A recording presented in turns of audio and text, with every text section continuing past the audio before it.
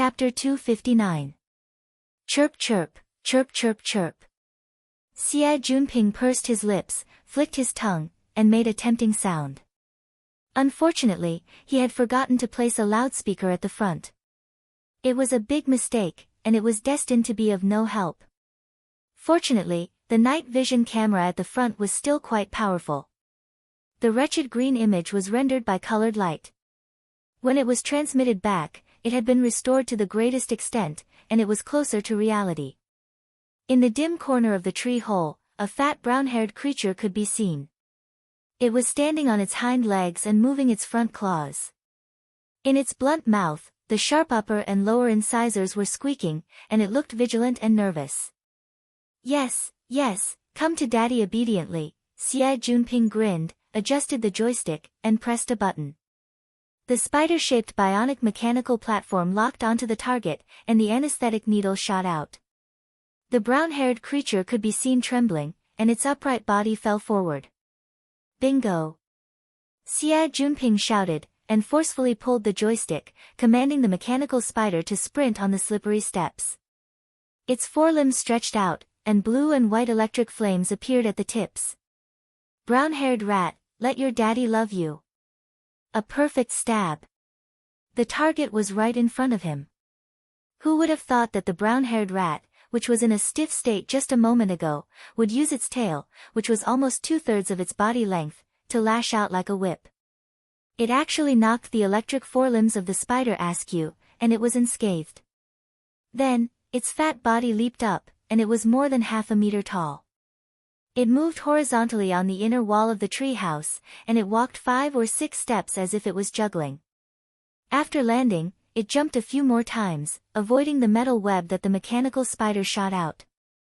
It followed the steps all the way down, and in the blink of an eye, it disappeared around the corner, and the faint sound of falling into water could be heard. F***CKU. Xie Junping temporarily ignored the face of the target of his delusion, and he almost smashed the joystick.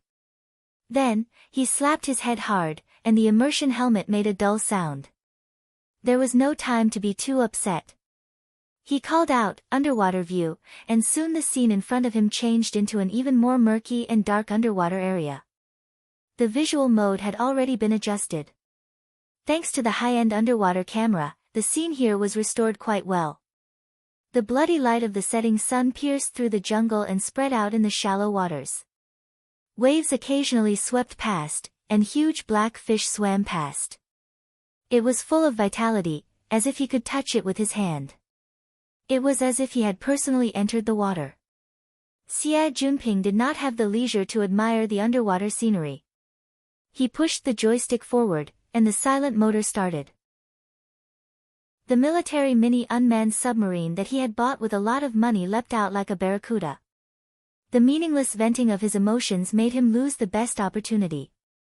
The brown-haired rat that had dived out from beneath the sandbar had leaped under the front of the mini-submarine. Its underwater speed was surprisingly fast. Xie Junping didn't say anything else. He gritted his teeth and activated the fire control system.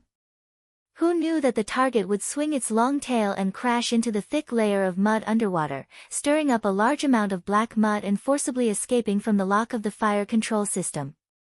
At this time, the mechanical spider that had entered automatic mode also crashed into the water. This thing was amphibious. Even if it couldn't float, it could still step on the mud at the bottom of the water to chase. This seems to be more effective. Xie Junping frantically tried to change the control mode, but how could he make it in time? In the end, he simply gritted his teeth and said, "Telekinesis mode." He immediately controlled the simpler mini-submarine and entered telekinesis mode. Combined with the automatic cruise function, it shuttled back and forth in the water. Xie Junping, on the other hand, endured the dizziness and strain of multitasking and controlled the mechanical spider to chase all the way. In the small lake in the swamp, muddy water flowed everywhere.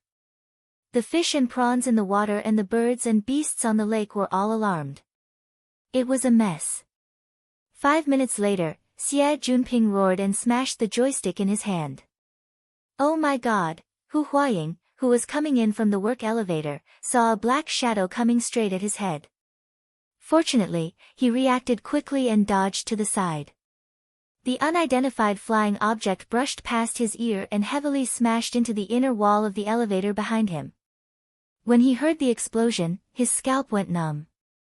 He opened his mouth and wanted to curse, but he saw Xie Junping's helmet on top of his head. He was flustered and exasperated, but he almost twisted his neck because of his excessive emotions. Hu Huaying rolled his eyes and stopped cursing. But he didn't help either. He crossed his arms and watched Xie Junping torment himself. After Xie Junping took off his helmet and other peripherals, he mocked, "Brother Ping, you're getting more and more stingy. It's not a good time to go to Frost River Reality. Just a full set of equipment. A joystick is nothing. I'm not playing games.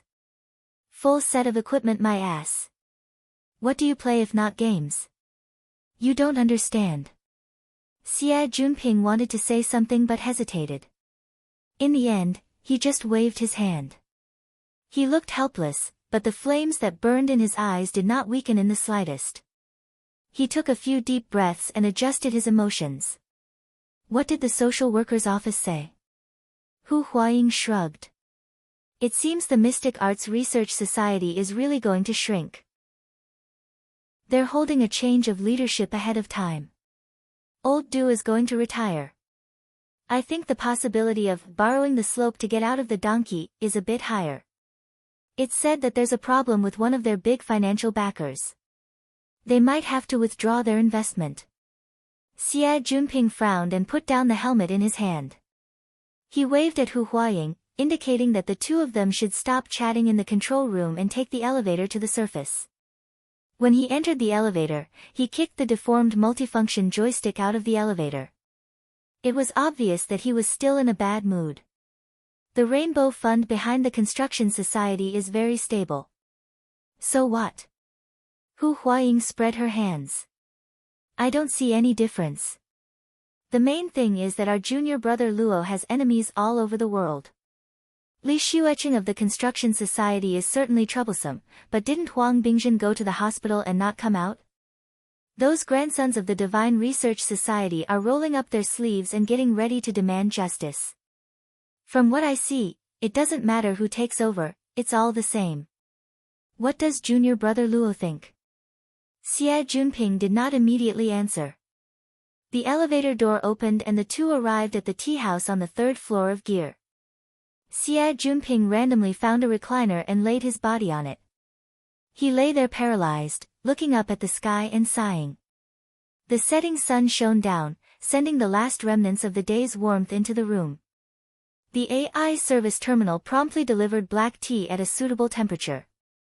Xie Junping reached his hand out, wanting to take it, but he was too lazy. He hooked his finger around the porcelain cup's handle and turned his eyes. He looked around at the layout of the society building. It had always been cold and cheerless, but it was subtly different from 2 weeks ago. Over 10 days of single-handedly managing was the result. After a long time, Xie Junping sighed. No one wants to give it to me. Huh. In any case, I don't want to give it to anyone. Xie Junping closed his eyes on the recliner. The evening wind blew through the forest. It seeped through the window and blended into the setting sun's afterglow, dispelling the cold air. It then gracefully coiled around the large courtyard of the 15-story building. It seemed to carry a rhythmic whistle, low, thin, and long.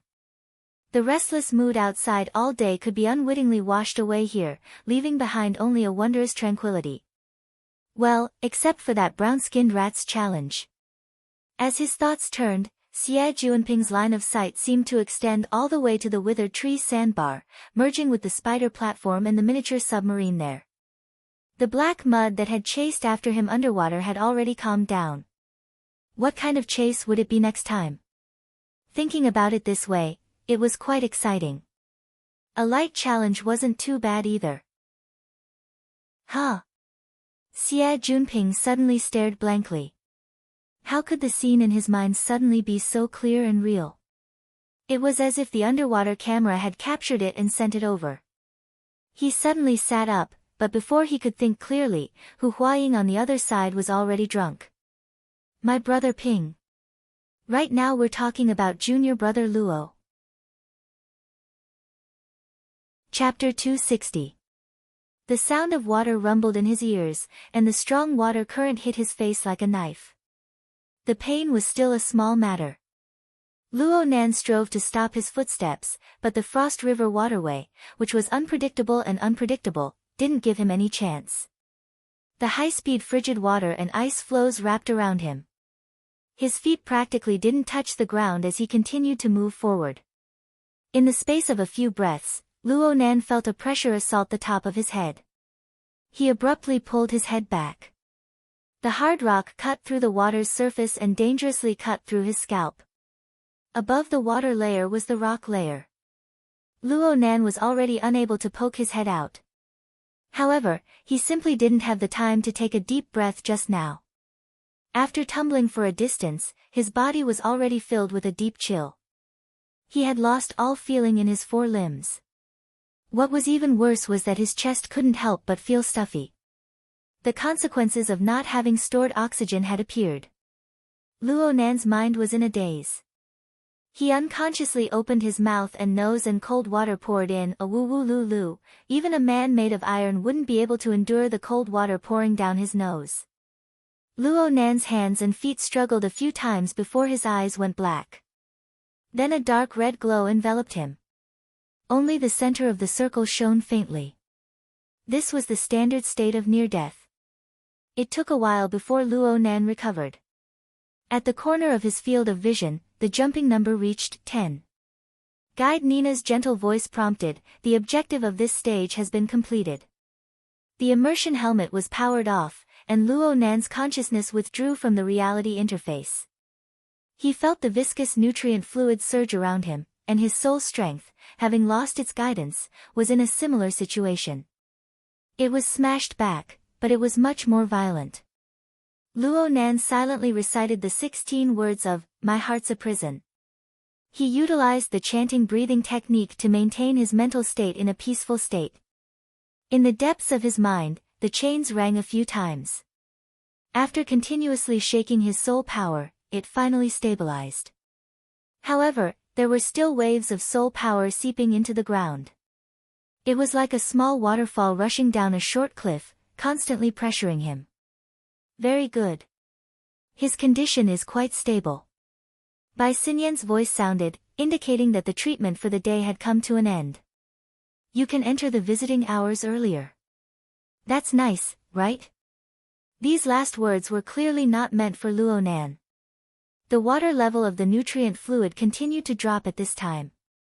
Luo Nan extended his hand and took off his helmet. The blood-red glow of the setting sun cut through the window and spread out on the outer walls of the treatment pod. The glow blended together with the turbid nutrient fluid. Everything he looked at was covered in a haze of light. Luckily, Luo Nan didn't use his eyes much right now. He naturally knew what changes were happening outside. He extended his hand and knocked on the inner wall of the cabin. He sent a message through the hex ear in his ear, "Good afternoon, Sister He." "Isn't this Secretary He?" Bai Xinyan, who was looking through the surveillance records, said casually. No one paid any attention to her. He Yueyin wore a neat and tidy professional suit. She stood outside the healing pod. Though Luo Nan might not be able to see her clearly, she still gave a slight bow out of habit. "Good afternoon, Mr. Luo." It would take some time for the nutrient fluid to be completely extracted. He Yueyin used the hexier to ask about Luo Nan's specific situation. Luo Nan grunted and grunted in response. There were some words that he could not understand, and he was unable to explain them clearly. A week had passed since the incident at Frost River Reality. His original plan to return to school and study had died in the womb. His permission to leave the hospital had been revoked, and he was once again placed under 24-hour surveillance. Bai Xinyan was personally in charge of this. One could see just how negative the society's judgment of Luo Nan's body's condition was from the way they handled things. But Luo Nan really didn't think so. Unfortunately, he couldn't say it. He Yueyin also discovered that asking Luo Nan was actually useless. In the end, she still needed to find a professional. She looked at Bai Xinyan. Bai Xinyan casually tapped the flexible screen interface. The gain value hovers between -17 and -25. It's an acceptable range. As I said just now, it's relatively stable. The so-called gain value was also known as the effect value. It was a quantification of the degree of coordination between the body and soul in Bai Xinyan's laboratory. Generally speaking, it reflected the way, structure, and degree of mutual interference between the mental and material planes were good or bad. A positive value represented a positive gain and a positive effect. A negative value represented a negative effect. A zero value represented no gain and no decrease. Looking at this standard, the higher the gain value, the better. It was normal for a normal ability user to gain or lose 1 or 2 points under normal circumstances. It was more obvious when it went over 10 points. Luo Nan's gain value was negative, and it broke through 20 points. It was certainly a more serious type. But at this level, a normal person's state would be like an avalanche.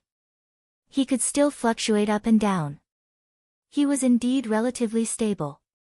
How stable is he? There aren't any particularly intense mood changes.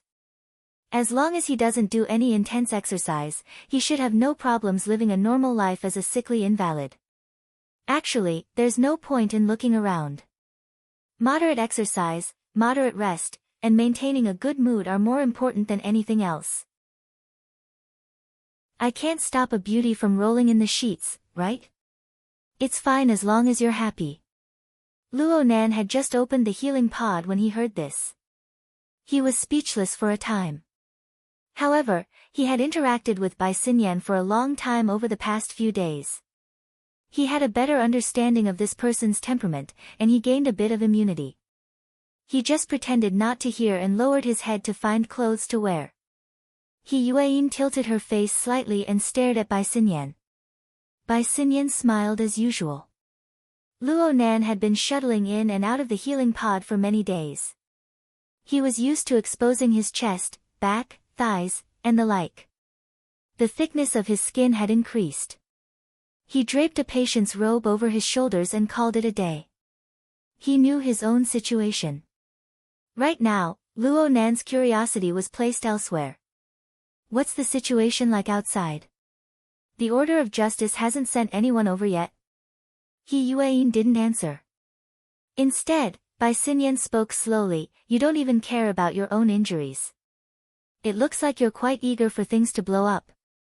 At this point, Bai Xinyan simply overstepped her boundaries and gave Luo Nan a lesson. Oh, student Luo Nan. You need to know that in the battle at Frost River reality, there's no meaning in fighting over things or how many people die. Right now, the only thing everyone is concerned about is that the martial monarch has become an extraordinary. Moreover, she's able to contend against the might of the holy artifact invited by the Order of Justice's Arcablatum. This is more important than anything else. Extraordinary. Luo Nan recalled the final stage of the conflict. Two powerful forces leaped back and forth, fighting fiercely across space. Even though most of the area was on the mental plane, the power that occasionally leaped into the material plane still blasted the logic world into pieces. Only later did Luo Nan learn that the first to cut in and cover for Wen was the Order of Justice's Arcablatum, borrowing the power of the Scales of Truth. The one who cut in later was Zhang Yingying's boss, the legendary woman known as the Martial Monarch. It's impossible to overestimate the significance of an extraordinary, Bai Xinyan explained in depth. Bai Xinyan explained in depth, in any power in the world, extraordinaries are a symbol of strength and rules. In recent years, Ouyang Chen, the martial monarch, and Old Yu have formed an iron triangle, stabilizing the foundation of the society in Xia City. Right now, two of the three have become extraordinary. The society's influence in Xia City has skyrocketed. They will certainly fight for the right to speak. Quantum Corporation has done it in Luo City. That place has become a paradise for capital. In AI City, the Order of Justice has done it. That place is the kingdom of God on earth. But upon closer examination, one of them is a company that clearly pursues the greatest profit. The other is an order with a clear doctrine. What can the society bring out? Some sort of lifestyle. Perhaps they can borrow a shell and use it in another direction. Chapter 261. The general he that Bai Xinyan spoke of should be referring to He Yuan's father, the high-ranking officer of Xia City's coastal defense force, He Buzheng. Speaking of which, this person could be considered Crag Burst's old superior. He was relatively low-key in the military and had a decent reputation. However, the most powerful member of the He family was He Yuan's grandfather, General He Chong. That man was one of the brightest generals of World War III, once serving as the highest commander of the space exploration fleet directly under the Star Alliance Committee. He was a standard military big shot who had retired many years ago, but he had countless old acquaintances in the military and held a lofty position. He Buzheng had the shadow of his father, and his conduct was quite commendable. If he were to enter the political arena after he retired, there was indeed a lot of hope for him to become an administrative official of his hometown, Xia City. Of course, this involved a rather complicated layer of politics. The ability user society was already outside the scope of Luo Nan's understanding. He racked his brain to think, but he couldn't figure it out. Instead, his throat felt itchy and he started coughing again. From start to finish, He Yuan had no interest in such topics.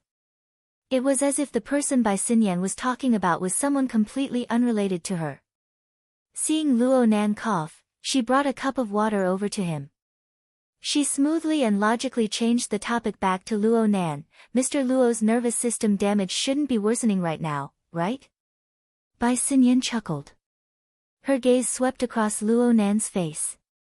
Frankly speaking, it's very hard for there to be a clear improvement. I've spent too much time right now to help him control the rate at which his soul strength grows.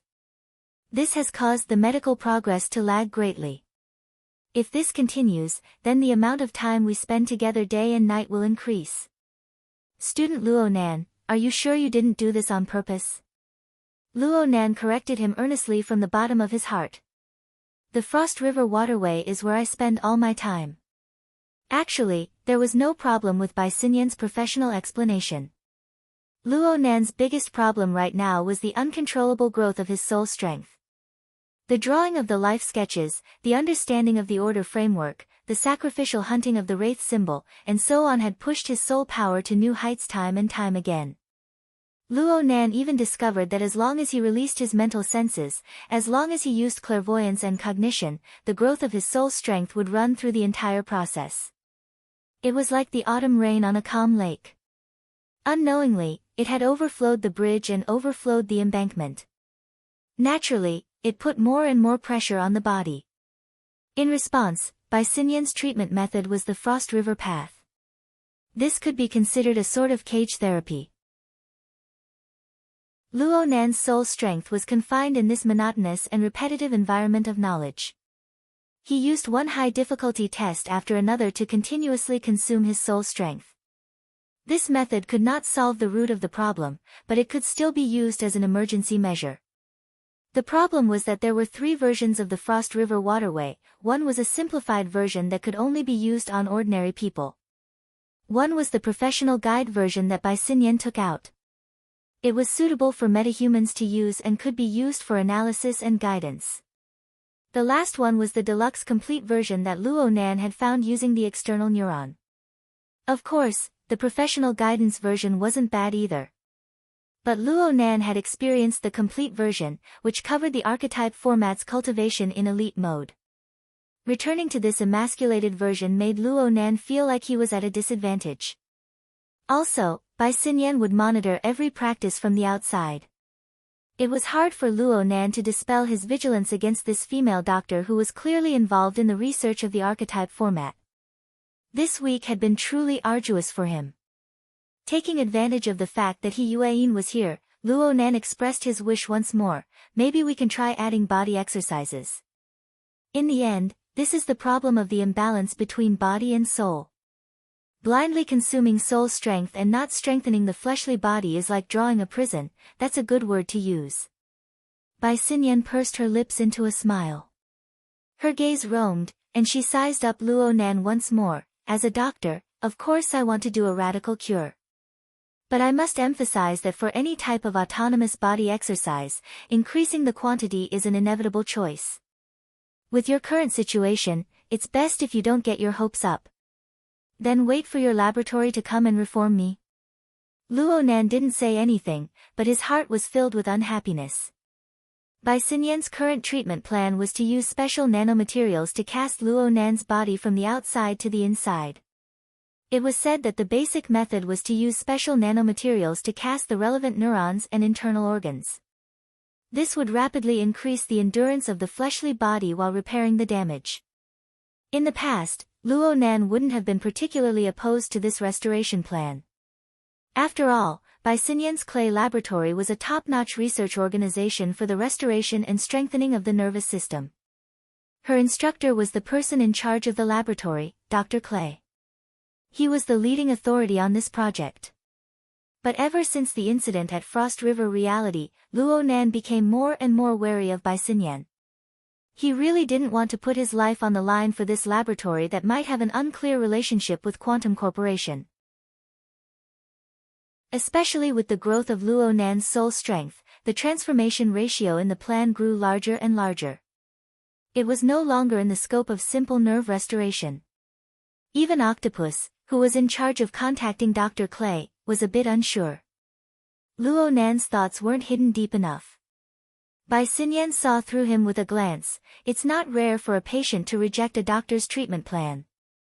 It's not uncommon for patients to prescribe their own medicine. But imagination isn't a scalpel. Even if it is, it will only stir up a mess here. Her slender fingers drew a circle near her temple. Clearly, she was talking about a certain someone's brain damage. Luo Nan mumbled to himself, what's the point of self-logic? Oh, student Luo Nan wants to discuss the principles of treatment for ability users? In terms of professional knowledge, even 10 Luo Nans tied together were no match for Bai Xinyan. Naturally, Luo Nan wouldn't argue with her. He could only lower his head in silence. He Yueyin opened her mouth to speak. Before Dr. Clay arrived and confirmed the treatment plan, Mr. Luo's situation had always been variable. A week ago, we probably wouldn't have imagined that things would turn out like this. Bai Xinyan raised her eyebrows, that's true. Luo Nan gaped. He couldn't tell whether He Yueyin was helping him out of his predicament or if she was stabbing him in the back. He Yueyin didn't give him too much time to think.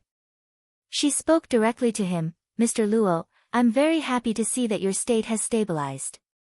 So, according to the requirements of the Society's new member training, the Society has decided to arrange a series of general knowledge learning missions for you. The intensity and difficulty aren't high, but a certain degree of concentration is required. I hope you can prepare yourself. As she spoke, He Yueyin transmitted a study schedule through the hexaear. Luo Nan skimmed through it. It included knowledge learning, skill practice, mission practice, and so on. It seemed to conform to the norm, but why did the lecturers all look so familiar? He Yueyin was at the top of the list. Her course was World Order in and out of the Psychic Wave Network. There was also Crag Bursts, Universal Commands Crash Course, Bamboo Poles, Notes on the Most Important People in the World, and even Red Foxes, Tracking and Anti-Tracking Practice, Papercuts, Soul Strength Activation Techniques, and so on. Chapter 262. Bai Xinyan asked him with a beaming smile, do you know them all? This judgment was a bit amazing. Bai Xinyan definitely could not see the information on the psychic wave network. How could she guess it? Bai Xinyan met Luo Nan's rare gaze of admiration and blinked. It's easy to guess. It's easier to accept a troublemaker like you after interacting with you. You must be joking. It's because you're already marked in the hearts of many people. The society has no confidence in their methods of keeping secrets, so they created a relatively closed circle for you. Unfortunately, your ability to cause trouble is probably useless. Luo Nan had an embarrassed expression, but he was secretly alarmed. It was mainly because he heard the word closed. He subconsciously flipped through his class schedule. Learning things was great, but he absolutely did not want to be sealed in a small circle. He had already spent 2 weeks in the hospital. He could endure the loneliness, but how could research and being researched be the same? He Yueyin seemed to have seen through his thoughts. Considering Mr. Luo's situation in school, the training time is mainly arranged at night. There's no conflict. Between the lines, it was a refutation of Bai Xinyan's closed-door attitude. Luo Nan gave him a wake-up call. Yeah, he had nearly forgotten about going to school. It was already the middle of October. He had actually devoted half of his high school time to the hospital. If this continued, it would be hard to avoid having to stay a year. He consulted Bai Xinyan, with my situation, when can I go back to school and attend classes? As long as you can guarantee 10 practice sessions at Frost River Reality in the morning and in the evening, you can go back anytime.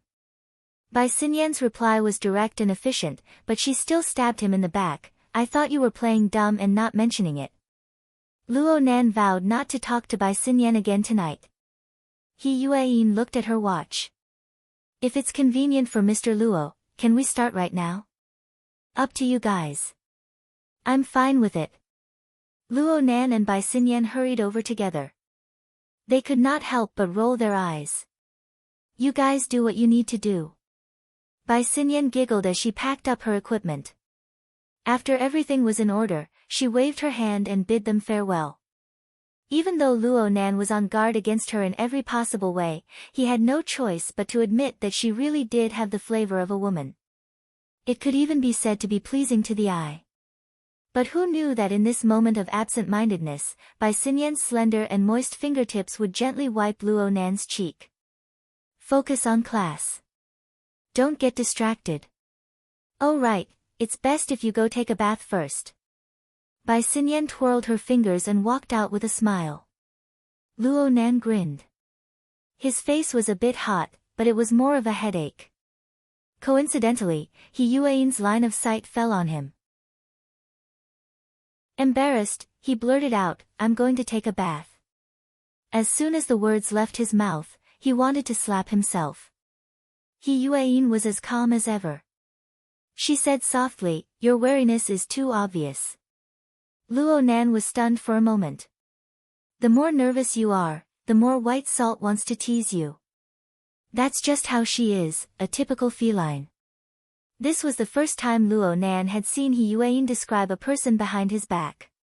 But was this an admonishment or an endorsement? Everyone should have a secret that only they know. Mr. Luo's attitude is correct. It's just that there's still room for adjustment. I hope that this period of training will bring about a certain change. As she spoke, He Yueyin raised her hand slightly, indicating for Luo Nan to do as he pleased. It looked like He Yueyin was on guard against Bai Xinyan. Luo Nan let out a sigh of relief in his heart after obtaining her approval. He thought about the following classes and rushed into the bathroom. He took a combat bath and changed into his normal clothes.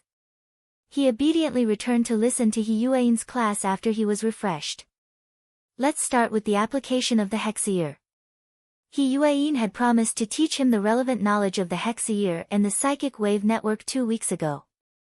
Before this, Luo Nan had only obtained some basic knowledge from Zhang Yingying. He could feel that He Yueyin's class was far more complete and rigorous than Zhang Yingying's. Perhaps it was less interesting, but in a practical sense, it was much more effective than the so-called happy education. Luo Nan gained a clearer understanding of the 6 communication layers of the hexayear in a short amount of time. He also did some strengthening exercises on some of the functions frequently used by the members of the society. Of course, He Yueyin's teaching goals were far from just this. It could be seen from the name of her class that it was an extremely macro topic. The hexayear and the psychic wave network were just a starting point. Of course, these things would only be revealed later. He Yueyin's ability to grasp time was absolutely top-notch. The first class lasted approximately 40 minutes, ending just in time for family visitation.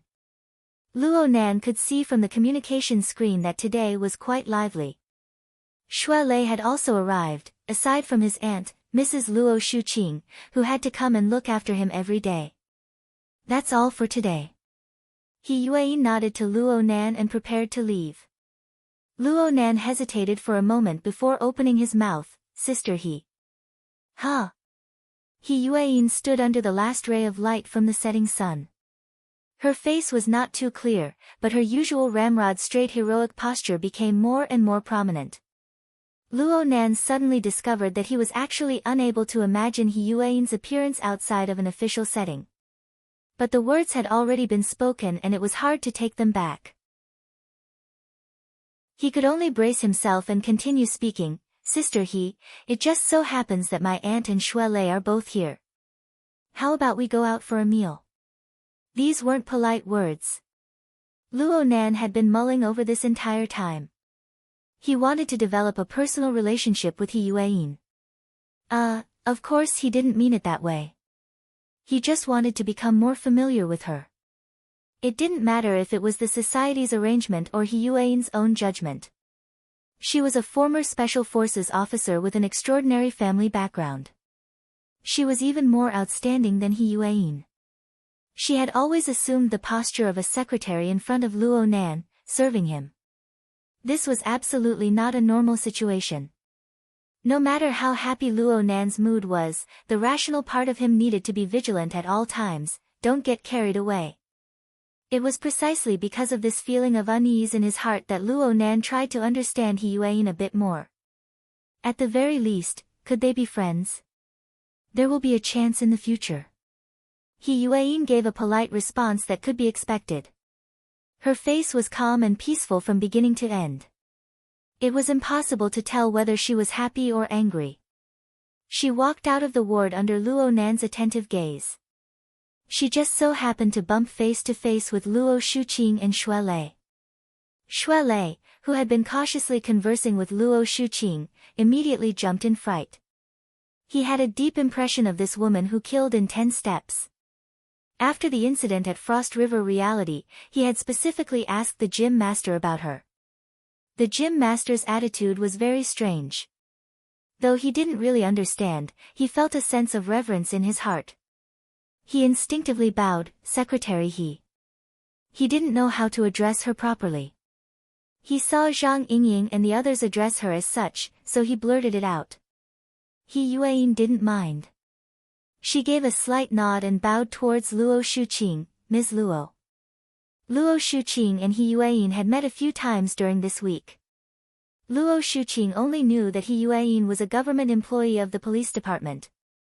She was in charge of the investigation and evidence collection work at Frost River Reality. Luo Shuqing immediately greeted her with a smile. There was a bit of distance amidst the politeness.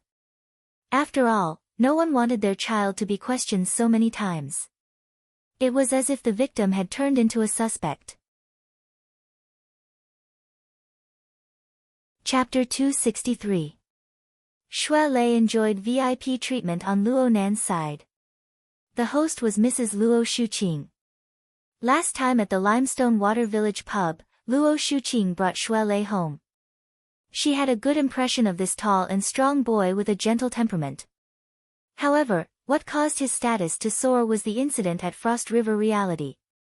That night, Luo Nan stayed in the conflict zone.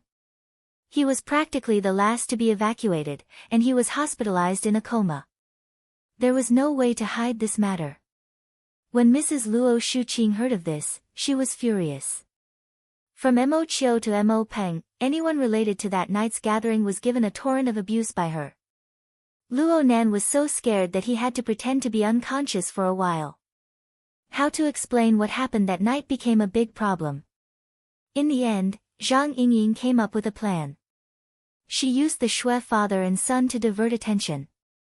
She said that Luo Nan was frightened and that Xue Weiluan and Xue Lei worked together to save him.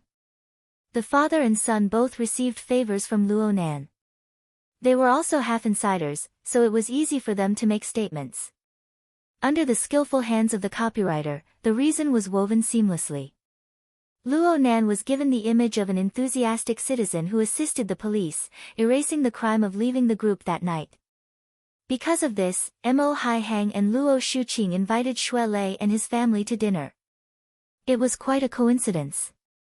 Xue Weiluan was the backbone of the special forces, and Mo Haihang was the technical expert of the SCA.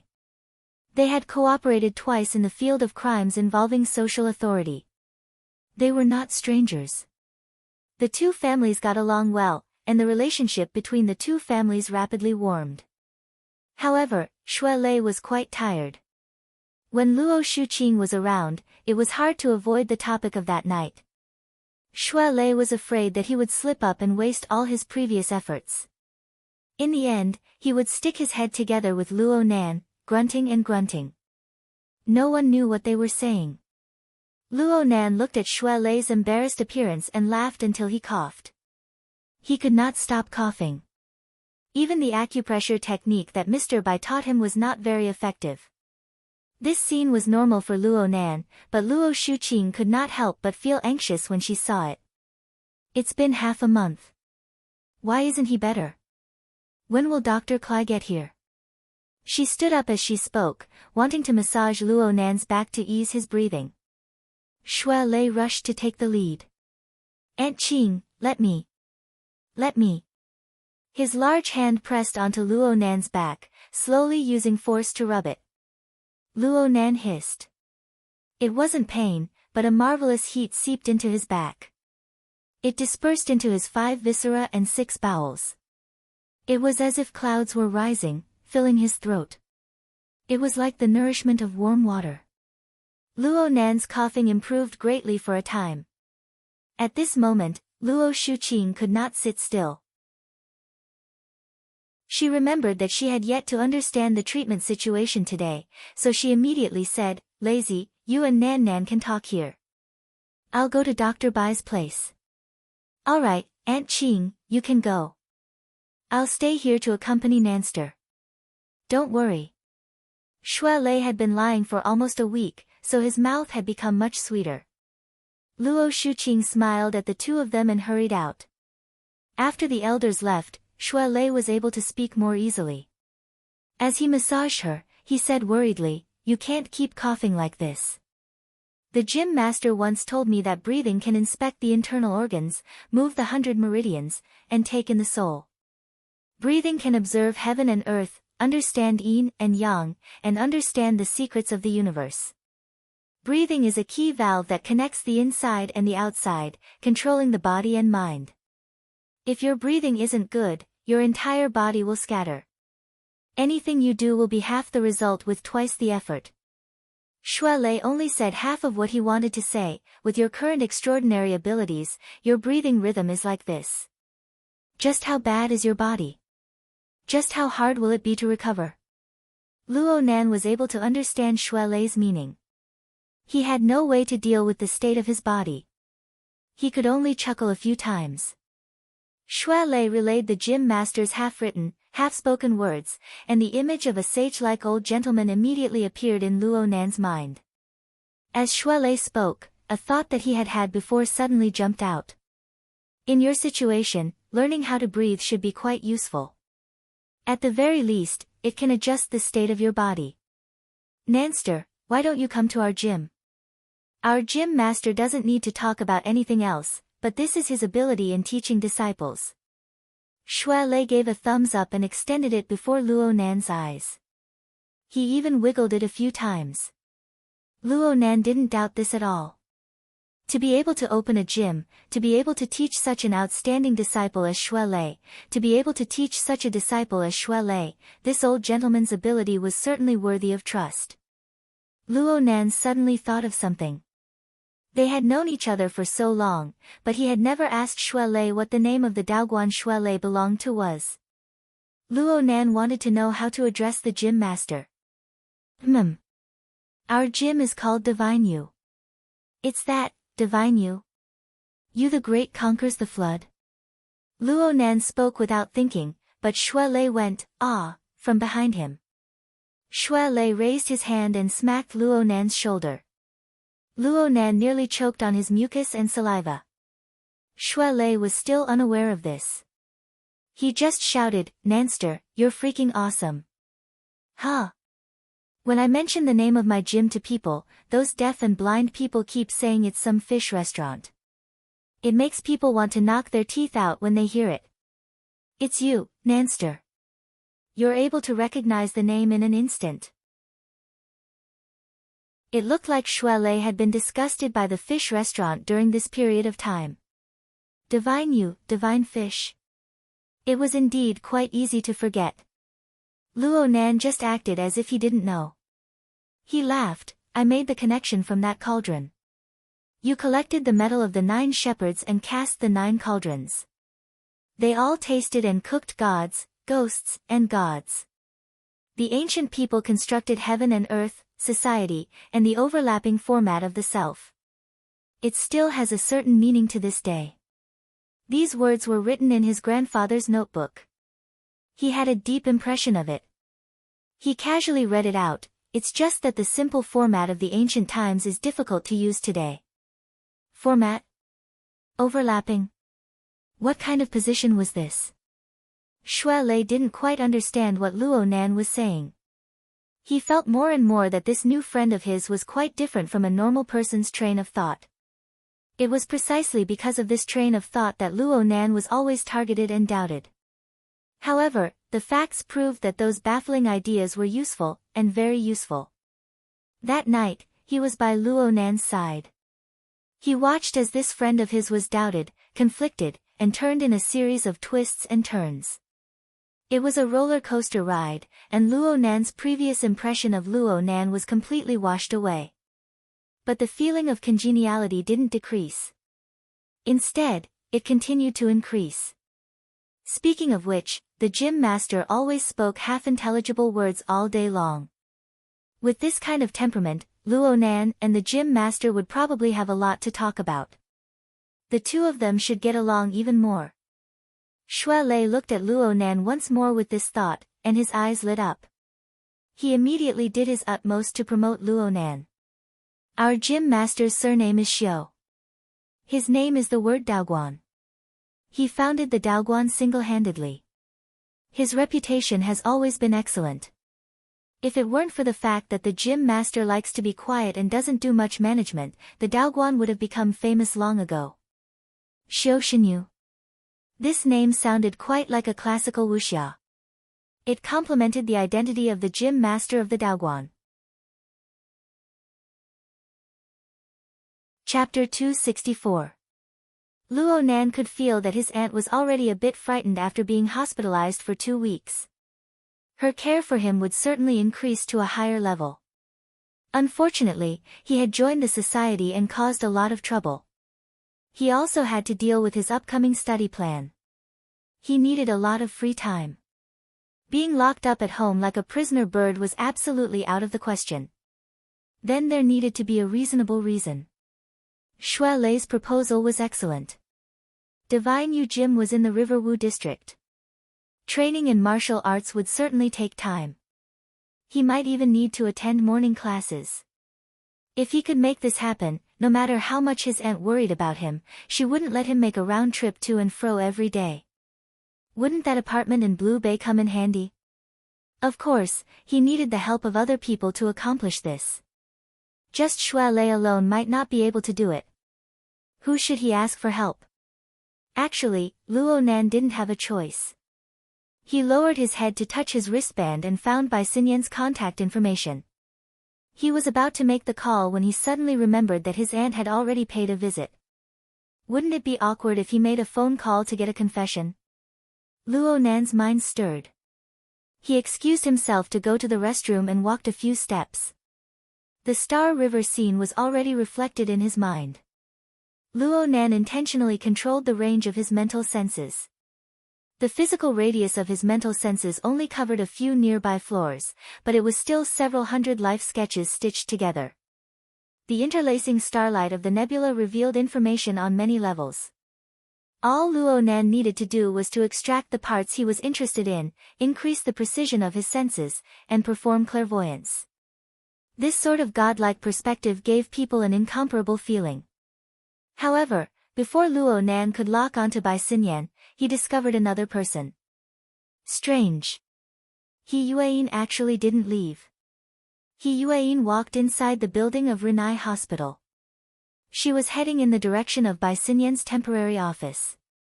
Bai Xinyan was a doctor of medicine from Clay's laboratory, a world-class expert in nerve repair.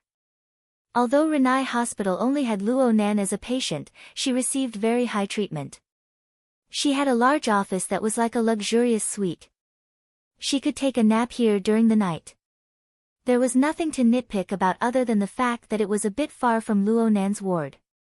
He Yuan didn't greet her. She just pushed open the door and entered. Inside the room, Bai Xinyan had already taken off her white lab coat. She was wearing a snow-white, high-collared cashmere sweater. The inflating effect of the color didn't make her look bloated. Instead, it accentuated her slender figure, revealing her curves. It was a sight to behold. Right now, there was a rather handsome male doctor who refused to stay in the name of an academic exchange. Even if he had nothing to say, he had to find something to say. He just wanted to stay until it was time to get off work so that he could treat this cool and hot female doctor to dinner. Bai Xinyan, on the other hand, was quite patient. She picked up a cup of coffee and chatted with him with a smile. She was not impatient at all. He Yuan directly pushed open the door and entered, startling the already infatuated male doctor. He was about to lose his temper, but when he turned his head, he saw a pair of cold and clear eyes. He felt an inexplicable chill in his heart and instinctively became timid.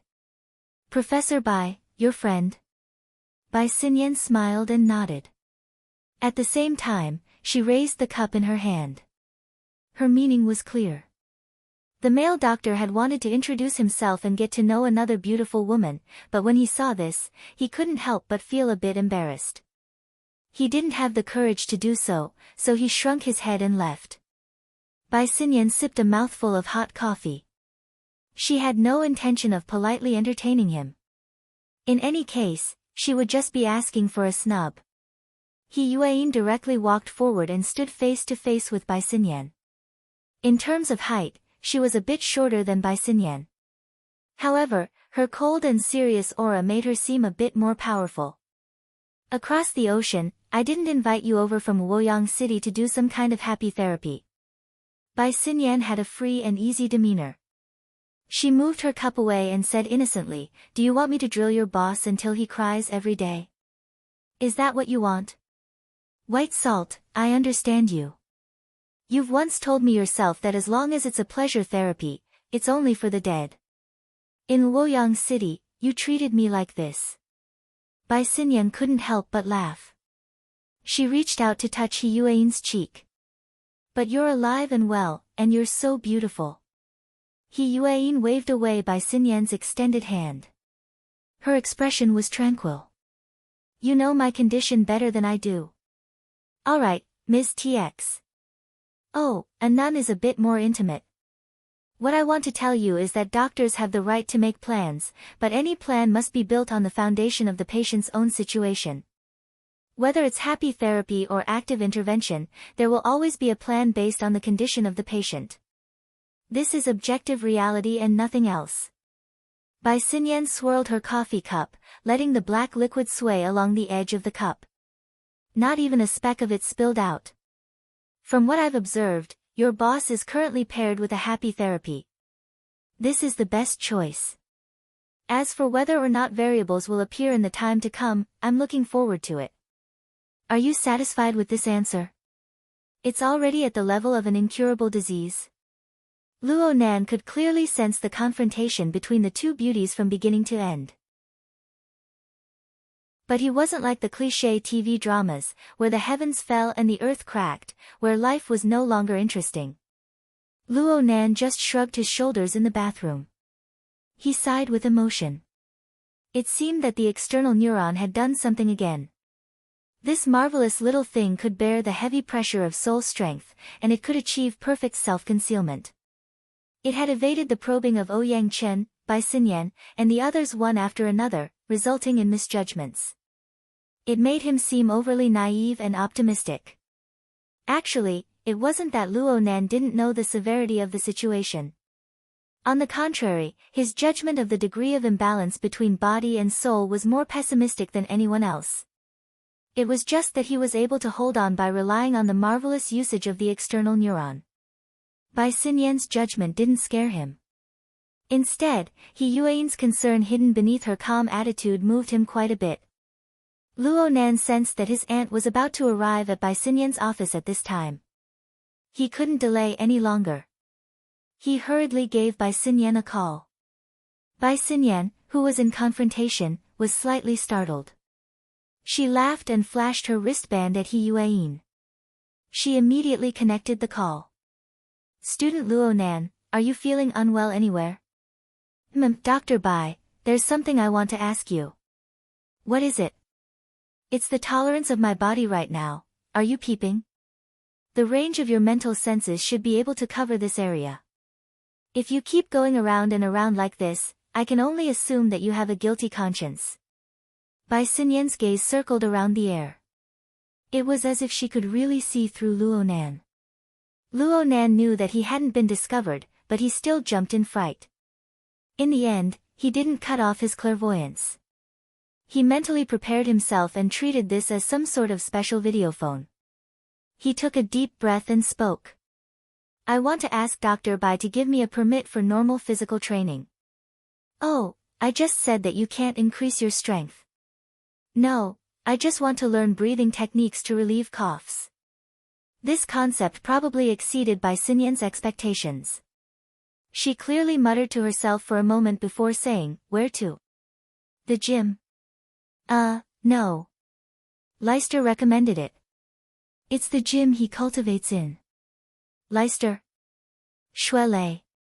Bai Xinyan muttered to herself once more after confirming the reason. He Yuan nodded at her at this time, indicating that she agreed.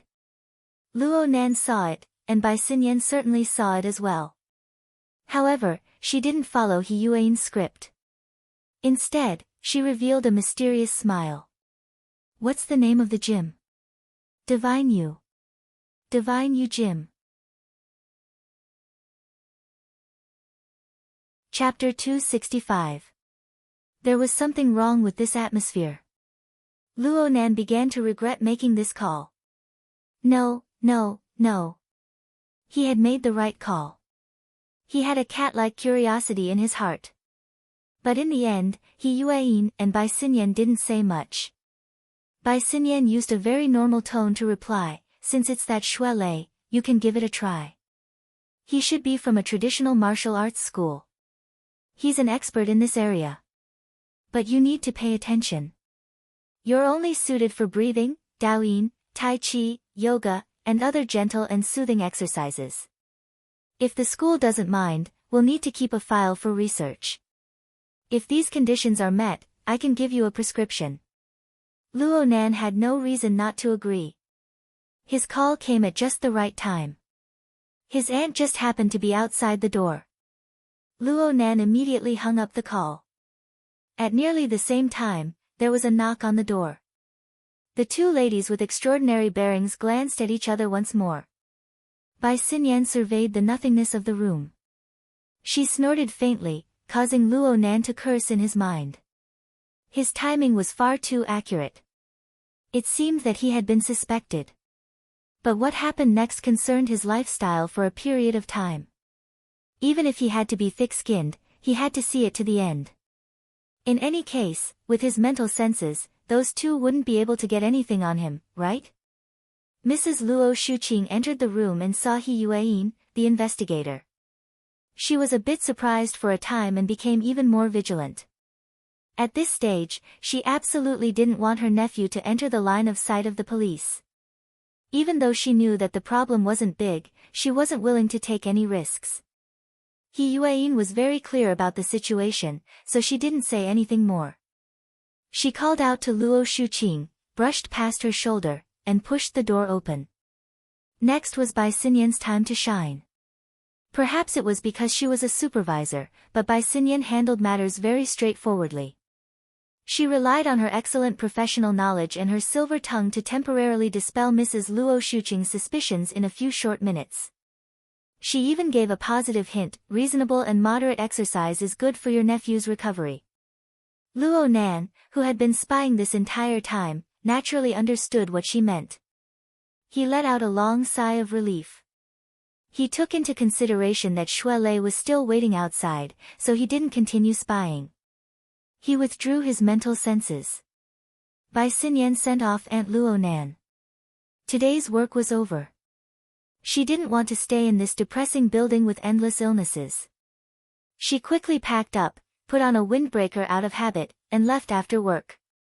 She took the elevator to the parking lot and was wondering if she should contact Zhang Yingying to go to a nightclub together.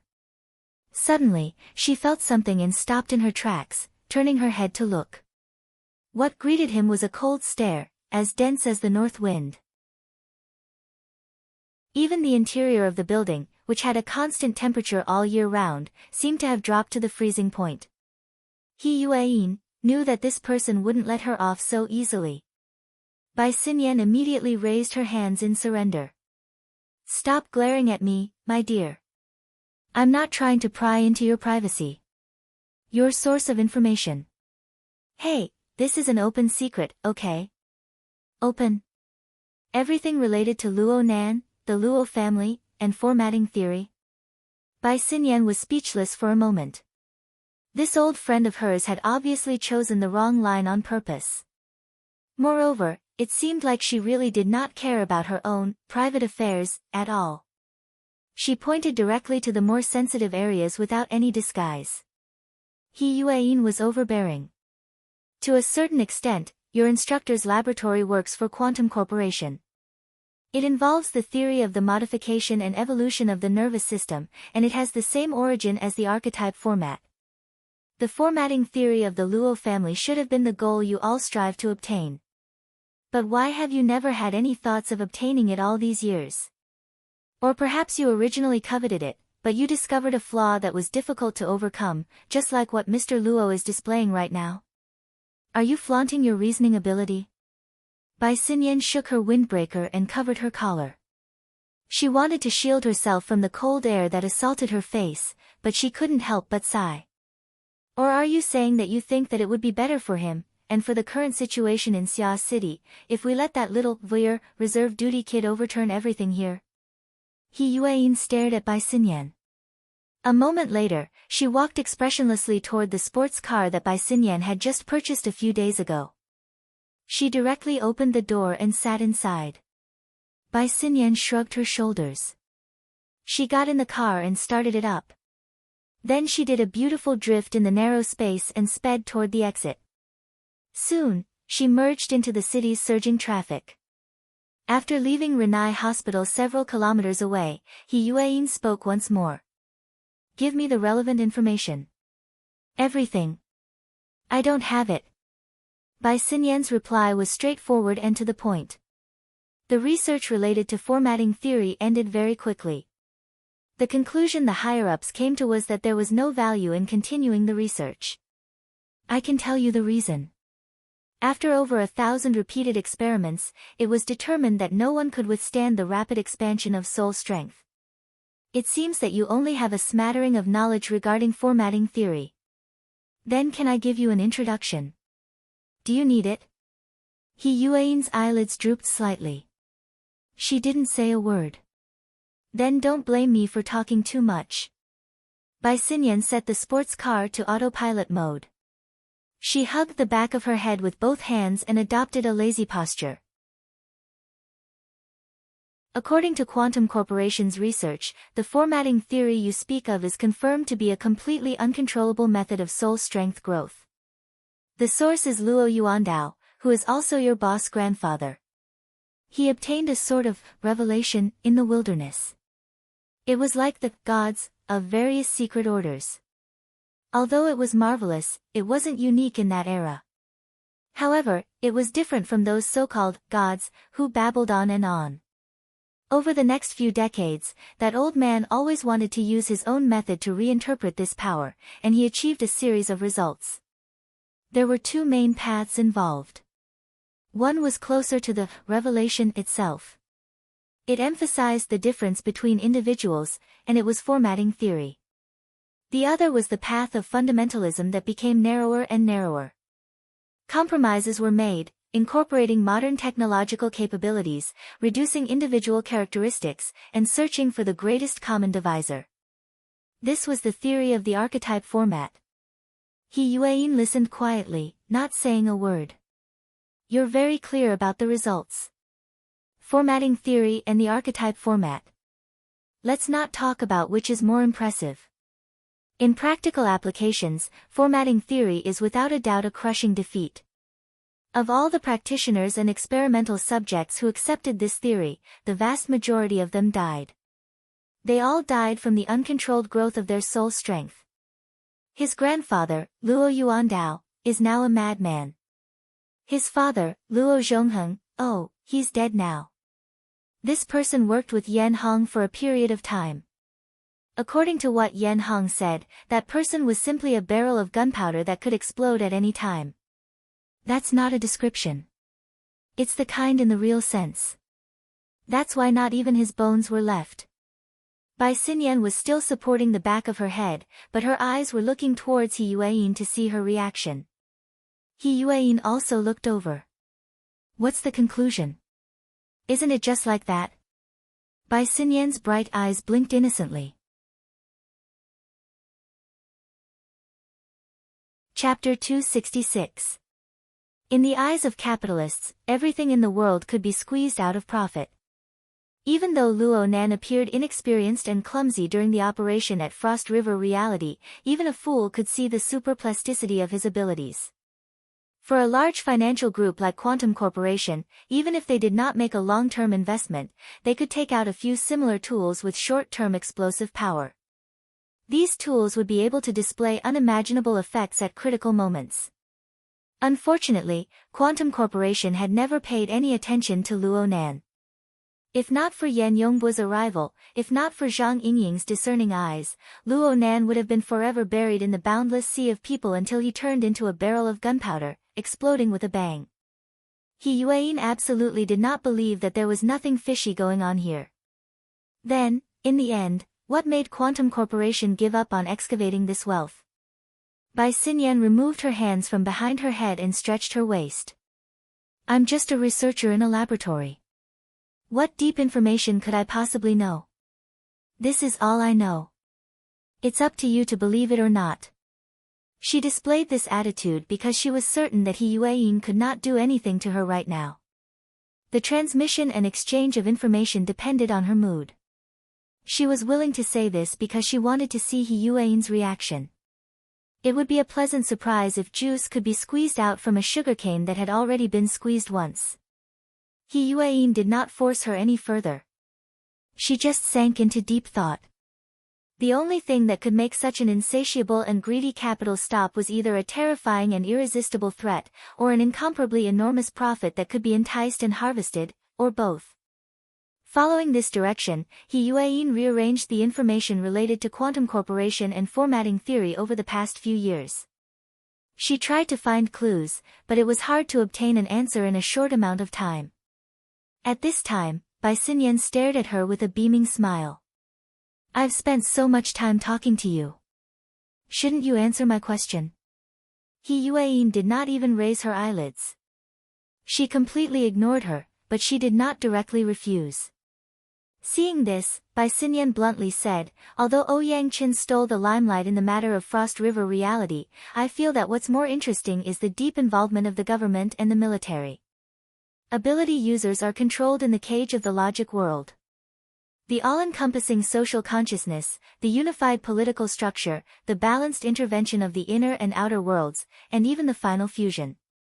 It seems that this is the embodiment of someone's authoritarian governance theory.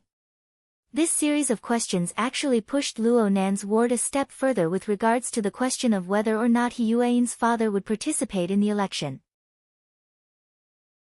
It reflected a high degree of concern towards the political situation of Xia City. It was extremely straightforward. Towards these questions, He Yuan still remained silent. However, as long as she didn't refute him outright, Bai Xinyan had a pretty good idea of what was going on. She wanted to make some comments on this matter, but at this moment, He Yuan's brows visibly furrowed. Soon after, Bai Xinyan also received the information through special channels.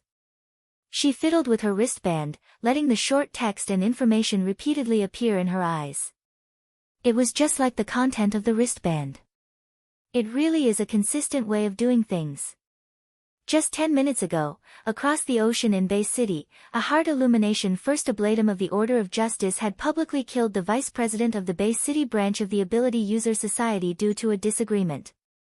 This led to an intense conflict between the Order of Justice and the society.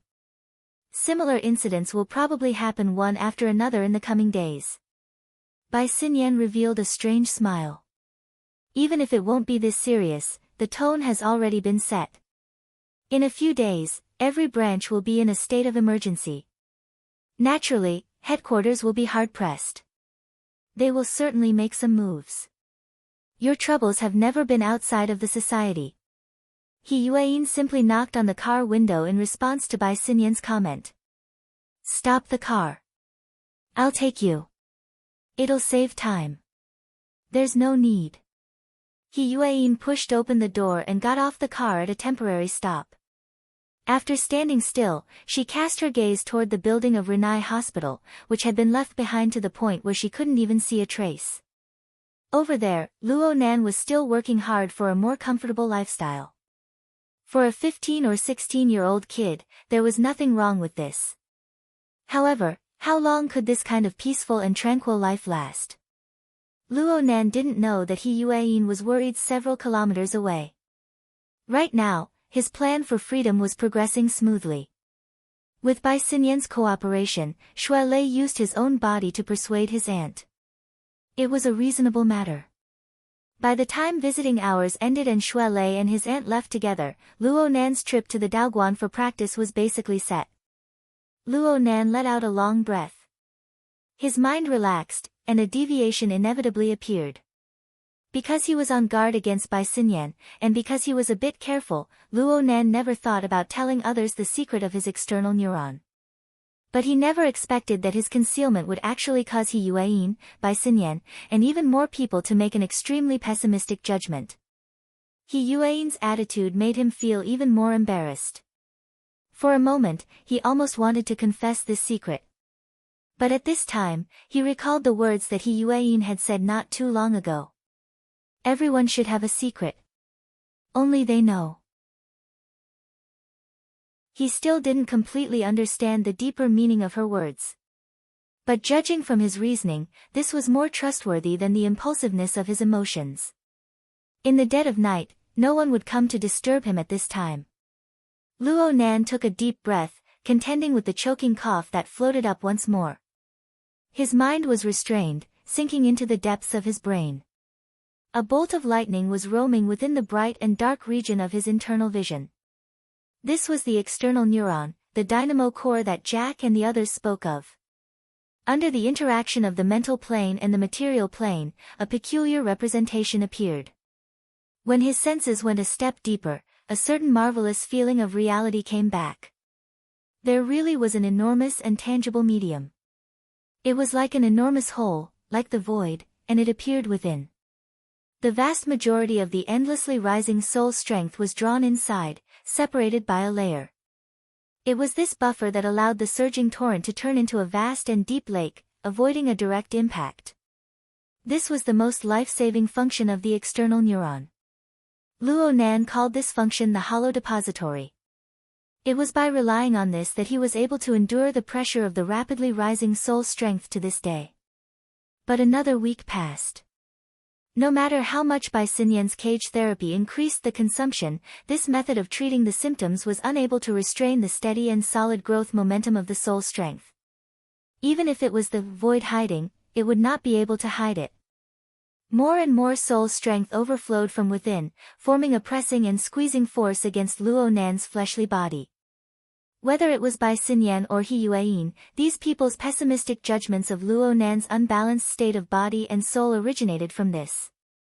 However, Luo Nan himself had a different feeling about this. The uncontrollable growth of soul strength was like a flood that overflowed in all directions. It was hard to control. But after filling the void of the deep hole, the rapid growth turned into a slow growth. From formless to tangible. Was this not a form of control? Could it be that it was impossible to take a step further? Chapter 267. The operation interface of the external neuron opened before Luo Nan's eyes. There were no other changes except for the icon of the visualization diagram. The gray and long, download and install, status showed some obvious changes. There was an additional ray of light above it, forming a long and narrow fan-shaped region of light. The ratio was about 1/10. It was much clearer than before. Luo Nan could sense that the specific ratio was a very mysterious number. This phenomenon appeared after the incident at Frost River Reality. The analysis progress was 7% before. It had jumped by nearly 3% overnight. The progress was quite fast. But what the hell was 2 decimal places? Luo Nan suspected that if he sought a higher precision, it would go all the way down to 9. There was a plateau in the progress of analysis. There was a level restriction. This was an unprecedented situation. Luo Nan had to seriously ponder over it. From Luo Nan's perspective, the application icon on the operation interface was a mapping of the external neuron's analytical control ability to a certain target. This point was fully reflected in gear and the human-faced arachnid. The current visualization diagram icon appeared from analyzing and controlling the human-faced arachnid. But as Luo Nan's understanding deepened, especially from the new understanding he gained that night at Frost River Reality, he realized that the essence of the human-faced arachnid was chaos and chaos. What was there to analyze? He would not be able to obtain any answers even if he wanted to analyze it. What could truly be analyzed, and what possessed the value of analysis, was the order frame that formed the outstanding instinct of the essence of chaos. So Luo Nan saw that the image of the human-faced arachnid did not appear on the operation interface. Instead, it was a visualization diagram, a combination of a tetrahedron, an inscribed sphere, and an outerscribed sphere. All right. Why was it this? Every time Luo Nan thought of this question, his heart would thump loudly. This thump lasted for an entire week. The corresponding relationship between the human-faced arachnid and the order frame complemented the crucial logical link of the operation interface's display and analysis target misalignment. Next, he just needed to use the simplest of reasoning to arrive at an inference. Among them, the visualization diagram overlapped with the order frame to a large extent. Could the overlap of the two be reflected in a practical sense? Every time a corresponding thought surfaced, the resonant resonance of the heavily chained crow in the depths of the boundless mental plane from that night in the logic world seemed to reappear in his ears.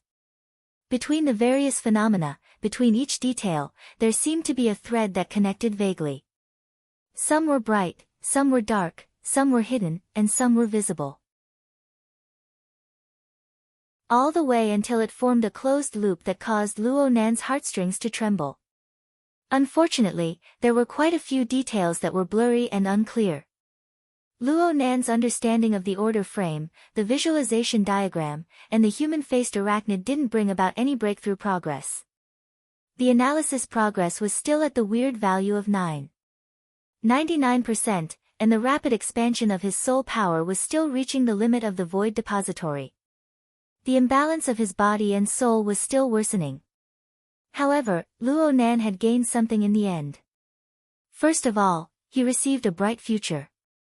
If the overlap between the visualization diagram and the order frame was a reality, then the path ahead of him would be unimaginably deep and vast.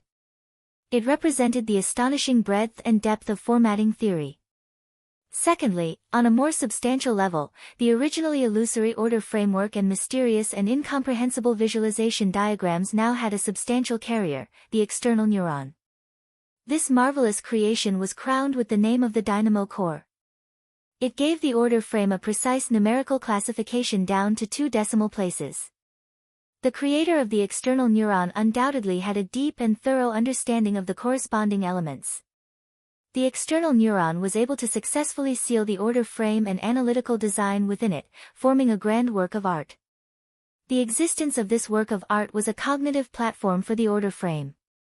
It materialized a large amount of untouchable and incomprehensible elements.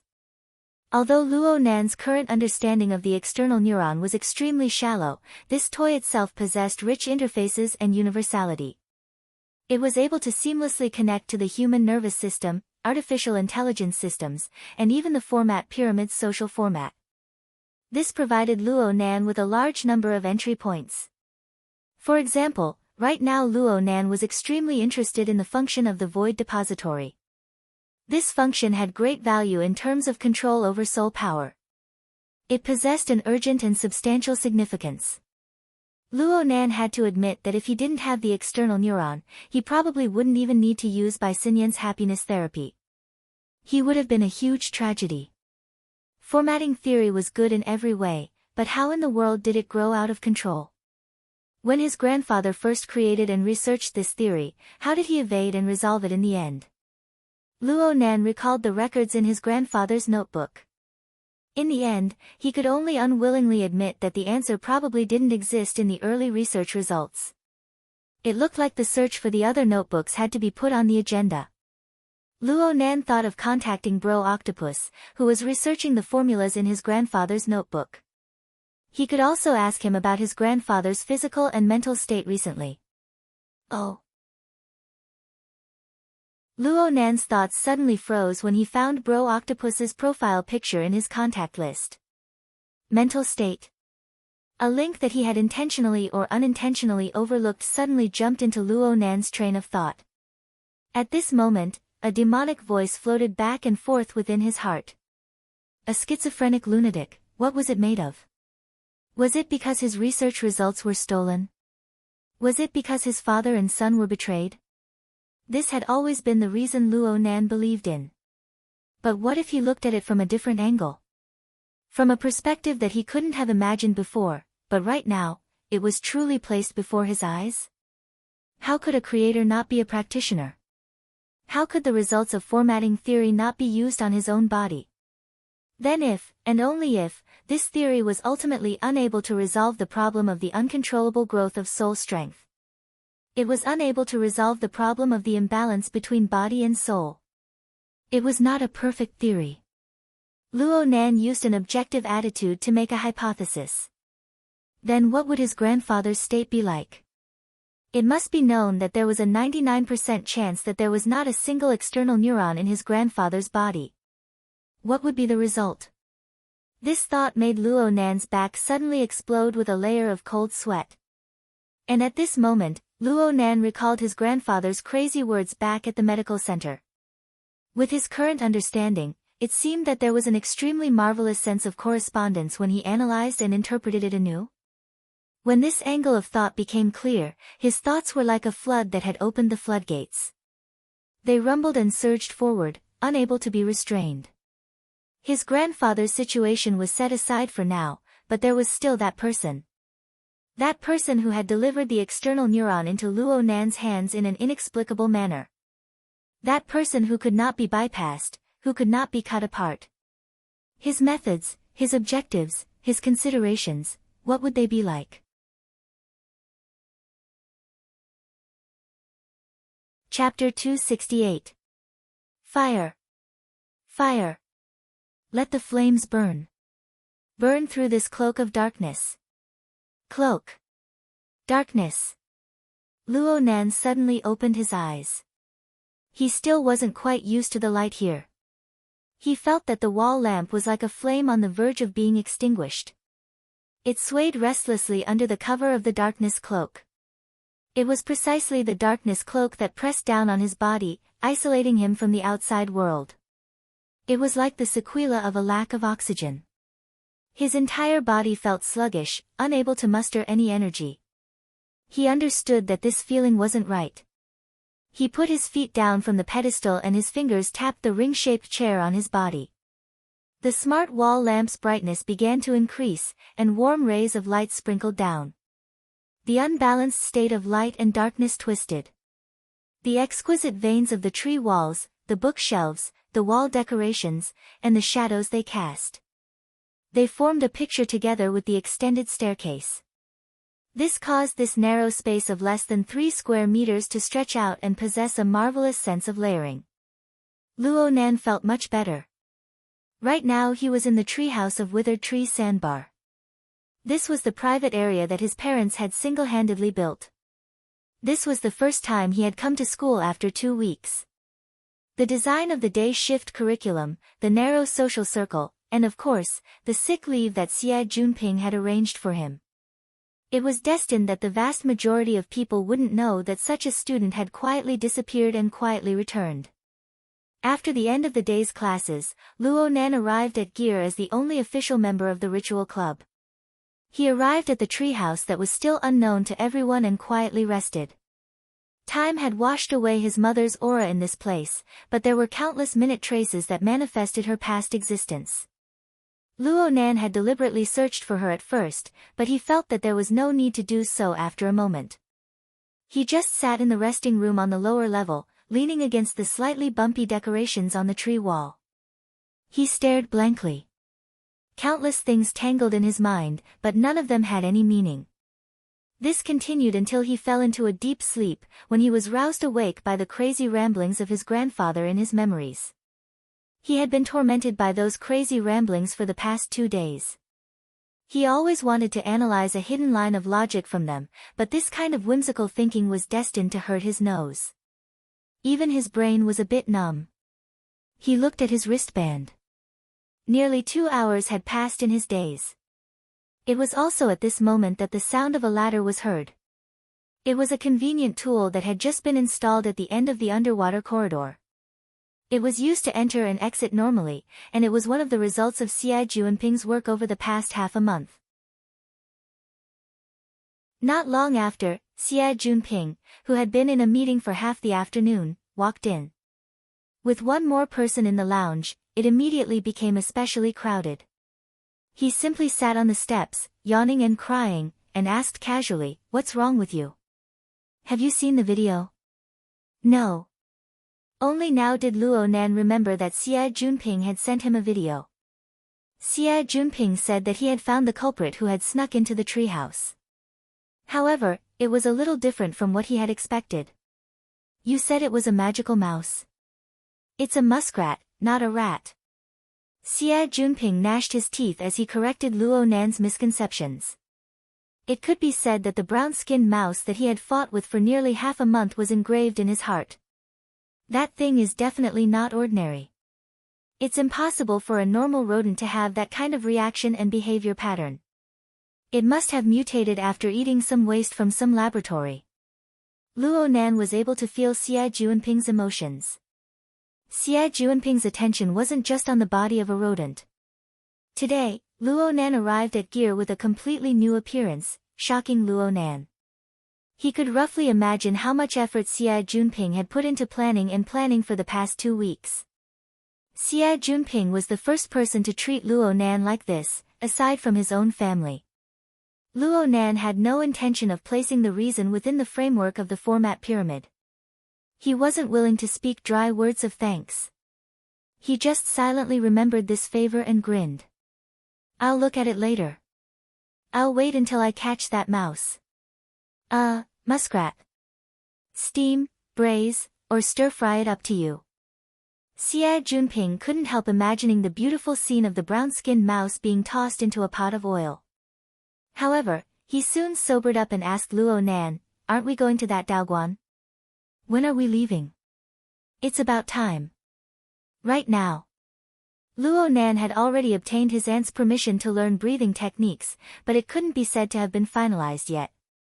According to what Shuelei said, Gym Master Xiao would rather have nothing than a substandard disciple when it came to accepting disciples. Luo Nan had to make a trip and meet with him before he could make a final decision. According to Shuelei, Gym Master Xiao's original words were, "Whether or not he can be taught, whether or not he can be taught, we'll talk when we meet." For this reason, Luo Nan and Shuelei arranged a time to meet at the Divine Yu Gym. Xie Junping volunteered to be Luo Nan's driver after hearing about this matter. Luo Nan wasn't at school for over half a month, but Xie Junping and Shuelei's friendship didn't break. Xue Lei's problems with his society had come to a standstill after the incident at the Limestone Water Village pub. Xie Junping was the one who helped resolve it. Xue Lei's monstrous body and super-strong martial strength made him an object of envy for Xie Junping. He yearned for the Daoguan that Xue Lei spoke of, which had an amazing teacher. The sky was already dark by the time they emerged from the dense forest on the north bank. Xie Junping was still driving the electric sightseeing car, speeding through the campus with Luo Nan. There were very few people on campus at this time. Most people had already returned home.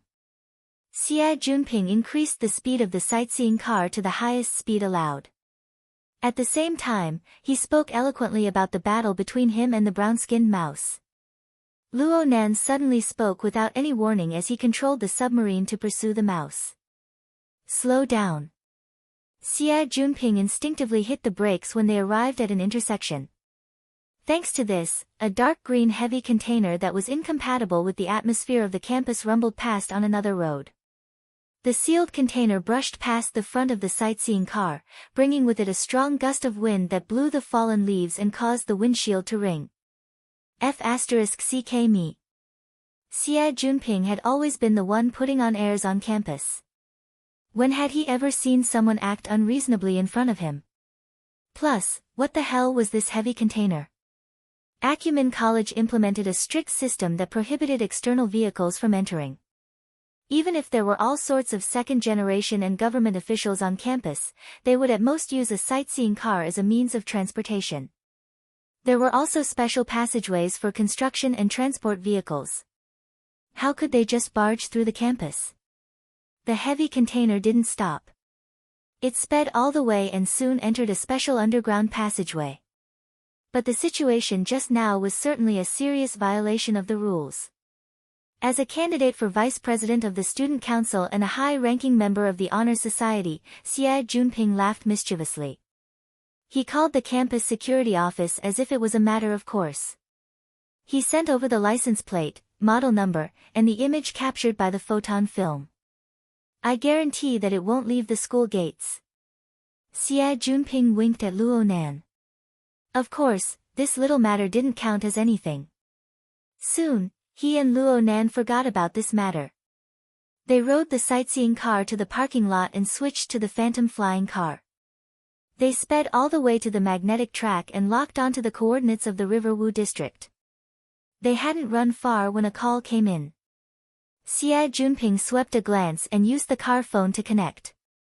He chuckled and said, "Old Du, what's up? You're free from worry." Chapter 269. What the hell?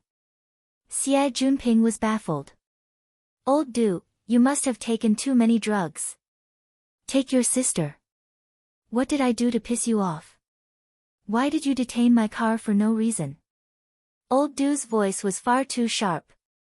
He was clearly furious, but this voice made him sound like a shrew cursing in the street. Xie Junping could not help but laugh when he heard this. He understood. So that box of goods is yours? You're in the car. I'll run you over in the car. Xie Junping did not mind. He slapped the steering wheel and laughed. Old Du, I'm not trying to criticize you. Even if it's easy to get a driver's license, don't let an idiot take it. He's reckless. One mistake and the casualty rate will skyrocket. Your old man at the traffic office will get angry with you. Xie. Okay. Don't worry. I'll give the security office a call and have you drive the car away. But that idiot driver will have to serve me tea and apologize. You're nothing. The trembling voice of the sharp voice could be heard clearly from the car phone. It's your turn to sell your ass. My car has already been towed back. If anything happens to the materials inside, Xie, I won't let you off. The other side hung up the phone after speaking. What the hell? Xie Junping had a baffled expression. He turned to look at Luo Nan and explained, this old Du Yong, we also call him Sissy Du, you should know him. He's the president of the Mystic Arts Research Society. He's usually a decent person, but he's a bit fanatical about the mystic arts. Plus, he takes too many drugs. Sometimes his brain isn't normal. Luo Nan was careless and got shot in the face. He was speechless. Xia Junping really did not understand the reason for Du Yong's anger. He muttered to himself, he's already been towed back. What the hell is he angry about? Another call came in at this time. Luo Nan recognized the caller this time. It was Xia Junping's best friend, Hu Huaying, who served in the student council. Brother Ping, where are you? I'm outside with Nanster. We have some business in the Riverwu district. Huh? Nanster is here too. That night at Frost River Reality, this brother just happened to be there. He was knocked out by Huang Bingzhen's holy swap. Even though he had been unconscious at the time, he had woken up later on and asked around about the situation. He had roughly figured out what had happened. No matter what was said, Luo Nan was the one who led the special forces all the way to the room they were in and transported them out. It wouldn't be an exaggeration to say that Luo Nan had saved their lives. Naturally, Hu Huaying looked at Luo Nan in a different light. Luo Nan also greeted Hu Huaying, brother Hu. Hu Huaying quickly cut to the chase. I heard that you just helped the Mystic Arts Research Society seize old Du's car. Xia Junping was confused by the logic behind it. What do you mean? What do you mean by, help, the Mystic Arts Research Society? You don't know. Not only did old Du resign as president, but he also left the club. Before he left, he packed all the equipment and materials he had left in the club into his car. In the end, he was detained by the security office. The people from the club chased after him, but they were taken back untouched. F***ck. Xia Junping was shocked by the twists and turns in the story. Something like this had actually happened. This was no longer a matter of the former president resigning from the club. This was a matter of a complete change in the world. It was a matter of shedding all pretenses of cordiality. Just how chaotic was the Mystic Arts Research Society right now? Xia Junping shot a glance at Luo Nan. He could not help but think of the problem of the ownership of gear. It would be strange if this sort of Mystic Arts Research Society could wrestle with the Construction Society. What about the financial backers behind them? They just watched helplessly as the club tore at each other. Oh, right. You said that a big financial backer withdrew his investment, right? Luo Nan's eyelids drooped. Xia Junping had already told him about this matter. But his understanding was different from Xia Junping and Hu Huaying's. Luo Nan knew that this matter involved the current situation in Xia City, especially the order of justice. Old Du really is a failure as a person. Xia Junping sighed at the Mystic Arts Research Society's lack of effort. He had quite a headache for a time. Luo Nan really couldn't just turn around and leave after today's matter. Not to mention the fact that his withdrawal of investment had aggravated the situation, there was also the matter of how the bidding between the Mystic Arts Research Society and the Construction Society would end. How would gear belong to them? All of these were troublesome. He slapped the steering wheel. Fine. I'll go back and take a look. Luo Nan nodded. It's good to go back first. Don't. You've already made an appointment with someone. This is the first time we've met. You might have to call him master in the future. You need to leave a good impression. Don't ever be late. As he spoke, Xia Junping controlled the flying car to stop at the edge of the safety island. It's not far from the school. I'll have old Hu come pick me up. You drive the Phantom over. You have the authority anyway. We won't delay each other. I'll let you know if there's anything later. Luo Nan looked at the time and didn't refuse. The phantom flying car quickly drove away. Luo Nan sat in the front passenger seat without moving, allowing the flying car to move forward in automatic mode. Luo Nan was pondering over the matter of the Mystic Arts Research Society. According to the information the society had recently grasped, the Order of Justice was one of the biggest financial backers of the Mystic Arts Research Society. And it wasn't just Acumen College. The Mystic Arts Research Society was simply a standard in every school in the Pingjiang district. The shadow of the Order of Justice was behind all of them. The boundary between the secular world and the inner world could be blurred to the greatest degree in the field of the mystic arts.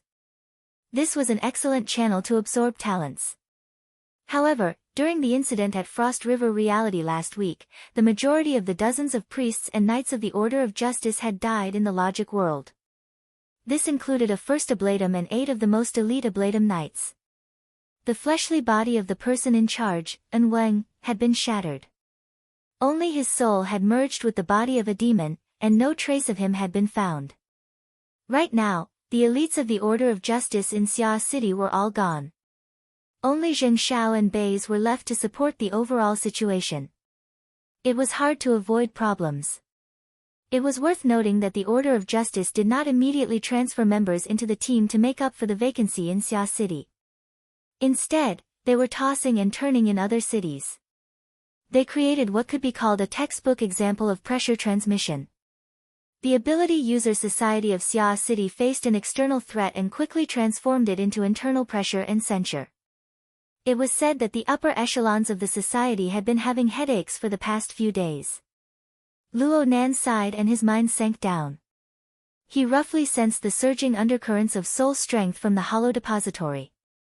Then, he continued to sink down, entering the interface of the format pyramid where it was difficult to determine the real and the real of the external neuron.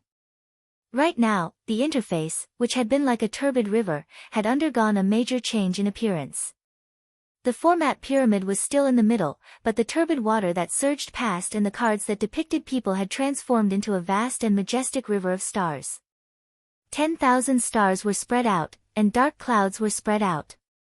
There seemed to be a boundary between them, but they were fused into a furnace as a whole. It was difficult to distinguish them from each other. Such a state was the result of that night at Frost River Reality. The hazy river of stars formed from the fusion of tens of thousands of life sketches had mixed together with the format pyramid. However, when one truly observed the interior of the format pyramid, one would be able to see that even though the stars were reflected and the light was like water, each level basically maintained its original state. The politician and priest levels were still empty, and the technician level only had the wraith sign. The student level seemed to be the most lively. Xie Junping and Cat Eyes rose and fell within the river of stars. It looked as if they were about to be lifted into the staff level. As for the staff level, there were the most obvious changes. Aside from the crow, Ink, who had entered first, there was one more person.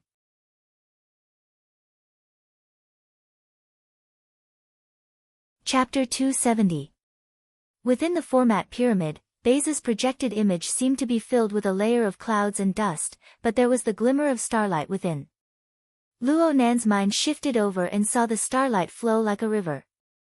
It rippled within the format pyramid, and there were layers of dark surging waves that pushed Bei's image up and down. It was an extraordinary scene. However, the current situation could not be supported purely by aesthetics. The uncontrollable growth of soul strength and the capacity of the hollow depository broke through the limit. This caused the interference between the mental and material planes to continue to increase, and the interference to the format pyramid grew stronger and stronger. Luo Nan was a bit worried. The layout of the format pyramid and the ranks of his believers would undergo a huge change when he woke up. Fortunately, this situation had not occurred yet. His mind swept over Bei's image, triggering a certain key. A long black shadow pierced through the clear waves of starlight. It was the materialization of the order frame, the dark chains. This marvelous chain was like a flood dragon. It bobbed up and down in the endless river of stars, appearing and disappearing from time to time.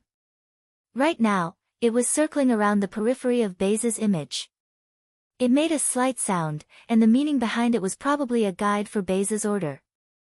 That night at Frost River Reality, An Weng had tried to control the demon, but he had not succeeded. The uncontrollable chaos element transmitted through internal channels and corroded life. This was the most important reason why the elites of the order were wiped clean. Bays had been attacked back then. He had nearly exploded and died. In his despair, he had sought out Fairchild, hoping to obtain a dignified death. After Fairchild had restrained Bays, he had asked Luo Nan to use his order frame to help Bays comb out a new path of life. Luo Nan had indeed succeeded. Although Bays's life essence had been completely corroded and replaced by the chaos element, Luo Nan had established a brand new binding order upon this chaos. Bays relied on this to live in this world. But because of this, Bays's life was in Luo Nan's hands. Of course, Luo Nan had been asked by Fairchild to save Bays. He did not want to do anything to Bays. Luo Nan did not think that a strong person like Bays would be able to control him if he were to harden his heart and seek death. After that night, Luo Nan did not attempt to do anything to Bays. He was admitted to the hospital for treatment, distressed by the increased loss of control over his soul strength. Fairchild was summoned back by the upper echelons of the Order of Justice for questioning and investigation. The two sides did not contact each other. Many times, Luo Nan simply forgot about this matter. The unforeseen event of the Mystic Arts Research Society made Luo Nan's train of thought circle around. He was thinking, should I get in touch with this person? Luo Nan hesitated for a moment, but he didn't make his next move. Aside from the Wraith sign and ink, Luo Nan had not used this channel to contact or control anyone. It was one thing to treat a Darksider species that lacked intelligence and his own pets. But it was another thing to treat Xia Junping, Cat Eyes, and Bays, a highly intelligent life form. He didn't know what the order framework could do. Moreover, contacting Bays because of the Mystic Arts Research Society was a little funny. After all, in the eyes of a powerhouse like Bays, the level of a school society was too low. Luo Nan shook his head, and his mind left. As the saying goes, cultivation knows no sun or moon. To a large extent, it referred to the complete loss of one's grasp of time in the outside world when one was in a state of meditation. Luo Nan felt that he had walked a full circle in the format pyramid interface. In reality, nearly half an hour had already passed. The Phantom flew all the way in autopilot mode and entered the Riverwu district. The car's AI had long since entered Shui Lei's reserved address and designed a route. Soon, it brought Luo Nan to the Bosshan building where the Divine Yu Gym was located. This was a large standalone high-rise building. It occupied an area of over 100 acres. Its name was Bosshan, and its design was an imitation of the ancient Bosshan furnace. It was a very famous landmark building in the Riverwu district. Bosshan building was shaped like a mountain, wide at the bottom and sharp at the top. The lower level was a tidy office building, and the upper level was a business district with stacked heavy rocks. Various stores were scattered within, and there was an extremely brilliant green aerobic track that circled around the building and reached the sky garden at the very top. This should be one of the highest class business districts in the Riverwu district. Gym Master Xiao must be quite wealthy to be able to open a store here and open a gym. Luo Nan parked the car in the underground parking lot and took the elevator to the high-level business district. He then contacted Shui Lei and soon found the location of the Divine Yu Gym under Shui Lei's guidance. If the Bosshan building was viewed as an artificial mountain, then the Divine Yu Gym should be located in the area halfway up the mountain. It did not take up a large amount of space. It was an open-style building with an ancient courtyard. The building was limited by the topography of the business district. The three courtyards were pushed up, occupying a corner of the building facing the sun. It was as if the building was built against the mountain. It was extremely elegant. Though it was located in the bustling business district, the front of the gym was quite simple. A simple signboard with the words, Divine Yu, hung on it. It was upright and proper. There was no money left behind, and it lacked any distinguishing features. Shui Lei rushed out to welcome Luo Nan at this time. He was wearing the light gray training clothes that Luo Nan had seen him in for the first time. There was a symbol of a three-legged cauldron on his chest. His muscles bulged out the training clothes, making him look even more majestic. Luo Nan's gaze stopped on the three-legged cauldron symbol for a moment. He suddenly thought of the gym master's name. Of course, it was also the name of this gym. It was very likely that the gym master's name really came from the story of you forging the 9 cauldrons. A person was like their name. Looking at the appearance and layout of the gym master Xiao Xinyu was indeed an old-school figure. Xue Lei didn't know what Luo Nan was thinking in an instant. He grinned, a bit embarrassed. Nanster, the gym master is currently teaching a small class. I'm afraid you'll have to wait a bit. Half an hour is fine. Luo Nan wasn't in a hurry. It's nothing. Oh right. Can I listen in for a bit? Xue Lei scratched his head when he heard this. This class won't do. They're all 7 or 8-year-old kids. They're all unstable. Once they fall apart, it'll be hard to gather them again. Let's go to the mind study first and wait a bit. Luo Nan didn't insist. He followed Xue Lei inside. He was just a bit curious. The gym master is personally teaching the children. When Luo Nan was young, his aunt and uncle had signed up for a few martial arts classes for the sake of training the children's bodies. It wasn't easy to see the owner of the class. Normally, the class was taught by a coach. The gym and the training classes were different. There are few people in the gym. It's hard to allocate them. Plus, it's important for the children to build their foundations. So the gym master is personally coming. Xue Lei turned his head to look. He lowered his voice and said, actually, there are very few children who can persevere. They can't endure the hardships. The gym master also said that there aren't many who truly fit his path. There's no need to forcefully sculpt them, but he can't mislead the students. From a mischievous rock to an unpolished jade, it's enough to shine through. Maybe one day they'll be enlightened, and they'll be able to rely on this path. Luo Nan laughed as he looked at Xue Lei. So what you're saying is that you fit the gym master's path? Xue Lei wasn't polite at all. Yeah. The gym master once said that I'm quite similar to him when he was young.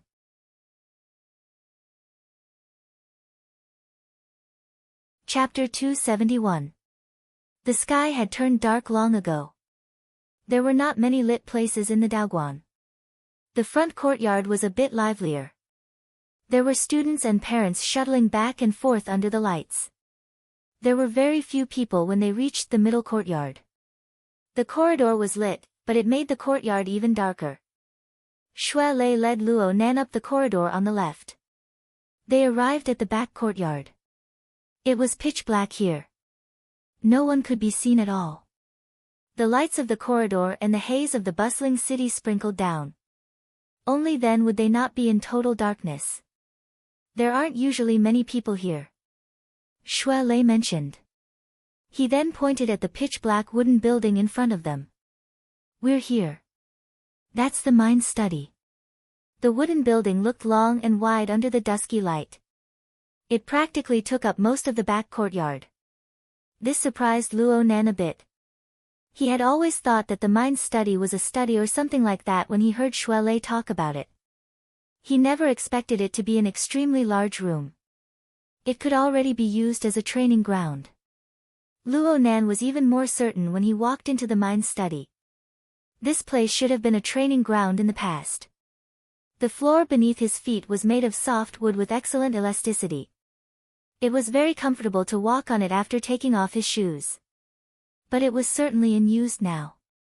Quite a few items were placed inside. The layout was quite casual, and it looked a bit messy. There was a short table placed near the door. There were a few cushions and a tea set on top of it. There was a stove next to the short table. It was used to boil water and boil tea. It was clean and tidy. It really did look like someone was here often. Xue Lei turned on the lights. The lights only covered the area in front of the door. The layout inside was even more dusky and messy. The shadows were indistinct, and it looked a bit terrifying. Xue Lei was a bit embarrassed by this situation. The gym master usually lives here. This place is a bedroom, a study, a living room, and even a utility room. It's just that they aren't separated. Luo Nan was very baffled. Why? The gym master said that he's impatient and full of fire. He needs an open place to channel it. It's easy to get sick if he's stifled. Of course, we normal people can't do this. Shui Lei took out the tea set, kettle, and other things used to entertain guests as he spoke. He turned on the stove to boil water. Who knew that his wristband would vibrate the moment he put the water in? He slapped his forehead after receiving the message. Nanster, sit here for a bit. I still have to go help my senior. Sorry. Go to hell. Of course Luo Nan didn't mind. The relationship between the two could be said to have been through life and death. There was no need to be so courteous. Shui Lei, on the other hand, felt that he couldn't argue with them, so he put his palms together and bowed before hurrying over. It seemed that the dojo was indeed short of manpower. Luo Nan was a bit surprised. To be able to open a dojo in the Boshan building, he should be worth hundreds of millions. Why didn't he hire a few more coaches? Or was it that business was too good for them to handle? Luo Nan recalled his impression of the Daoguan, but he felt that there weren't too many people in the Daoguan. There weren't many people staying in the back courtyard, and there weren't many people in the middle courtyard. It really wasn't lively. It was a little strange. He didn't think too much about it. Before the water boiled, he stood at the door and watched the wind. This sort of ancient building was rarely seen in the current Xia city. Though it was a bustling business district with an unending stream of people above and below him, the clamor of people was blocked outside the courtyard. It was truly a wonderful place to find peace amidst the hustle and bustle. Outside the mind study, 2 stone figurines lit up. The orange-red glow illuminated the entrance to the mind study, the corridor, and a small area of the courtyard. A gust of wind blew, and leaves rustled as they fluttered down. Only now did Luo Nan see that there was actually a large tree planted in the back courtyard. It was so thick that it would take 2 people to wrap their arms around it. Luo Nan was unable to make out its species for a time. He just felt the edge of the light reach out, and the shadow of the tree danced. It was quiet and secluded. The rustling sound of the wind cleansed one's heart and mind. It made one's mind clear, and one's mind was silently born. Luo Nan stood under the wooden corridor outside the mind study. He was dazed for a time, and the sound of boiling water behind him woke him up with a start. He walked back through the door and brewed a pot of tea for himself. He was young, after all. His thoughts were fickle. His faintly discernible thoughts quickly dissipated, and he sized up the furnishings within the room. This large room possessed many functions, and it made him quite curious. He immediately held the teacup, and his gaze swept over the various furnishings behind the dusky light. There were some places where the light couldn't reach, and he couldn't see them clearly. He naturally used his mental senses. The range of his clairvoyance was around 10 meters, and it covered the entire area behind the door. His exquisite perception didn't let even the smallest speck of dust escape. Because of this, Luo Nan discovered that this place was actually quite clean. It couldn't be said to be spotless. However, it was often cleaned, and there was a faint sense of order. It seemed that the arrangement of junk naturally separated a relatively independent area. It wasn't as messy and disorderly as Luo Nan's first impression of it. That's right. Luo Nan felt relieved. Gym Master Xiao was an old-school figure, so there was no need for him to make his own residence this messy. Luo Nan's interest was piqued after he understood the situation inside. He wanted to figure out how the functional areas represented by the orderly furnishings within the chaos were divided. There are books placed all around. Yes, there are pillows as well.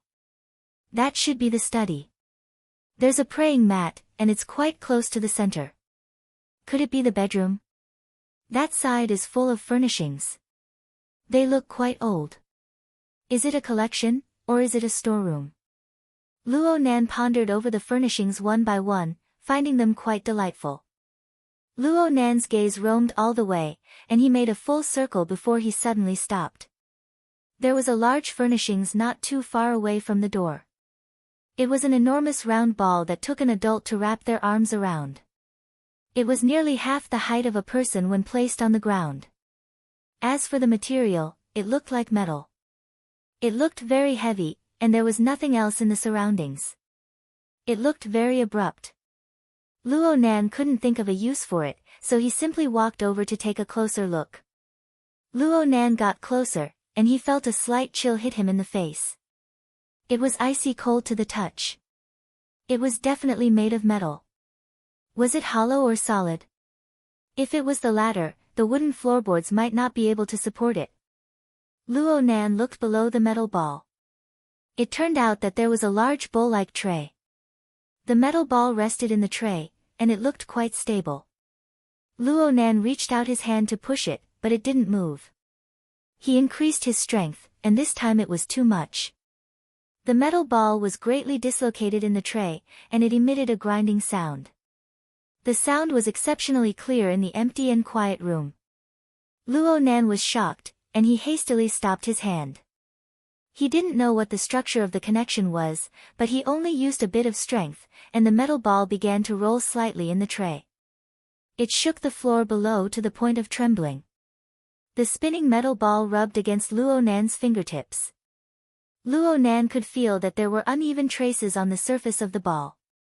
It seemed to be broken lines, and it was even colored. How could he not see a blurry pattern when the ball spun a bit? And it was luminous. There was something wrong with the style.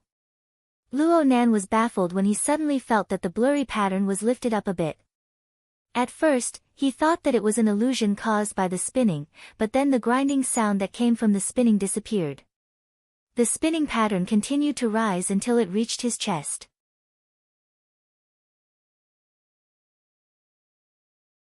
Chapter 272. Luo Nan was suddenly enlightened when he saw this.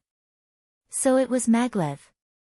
In today's world, superconducting technology was greatly developed. Similar objects were not rare. The heavy metal ball hung in midair, still spinning. Luo Nan fiddled with it a bit, and its speed increased slightly. The colorful lines on its surface pieced together to form a clearer diagram.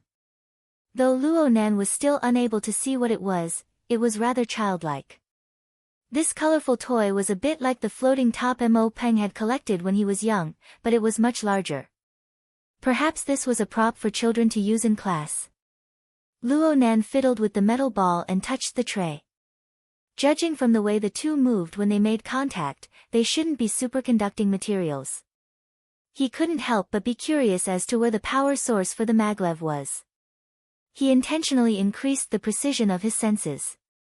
He looked through the metal ball's outer shell, and sure enough, he discovered a rather odd machine buried in the center of the ball. It didn't look like an electric motor. Just as he was pondering, the sound of footsteps came from outside. Shui Lei greeted him. "Nanster, the gym master is here." Luo Nan rushed to the door and saw Shui Lei walk in with a tall and thin man. Luo Nan didn't get a clear look at the man's face, so he followed his earlier preparations and bowed. "Gym Master Xiu." A loud bang exploded within the empty room. Luo Nan jumped in fright. He turned around to look and saw that the floating metal ball had already smashed to the ground. It overturned the tray and rumbled as it rolled on the cork floor. Shui Lei reacted quickly. He rushed over and caught the rolling metal ball in 2 or 3 steps. Luo Nan's embarrassment was indescribable. He froze on the spot, not knowing what to do for a time. Shui Lei placed the metal ball back on the tray, not forgetting to soothe Luo Nan's cheeks. "It's nothing. It's nothing. Gym Master, Nanster, you guys chat first." Luo Nan gaped, but the words he had prepared beforehand were useless in this sudden situation. He could only lower his head and bow. "I'm sorry. I sit."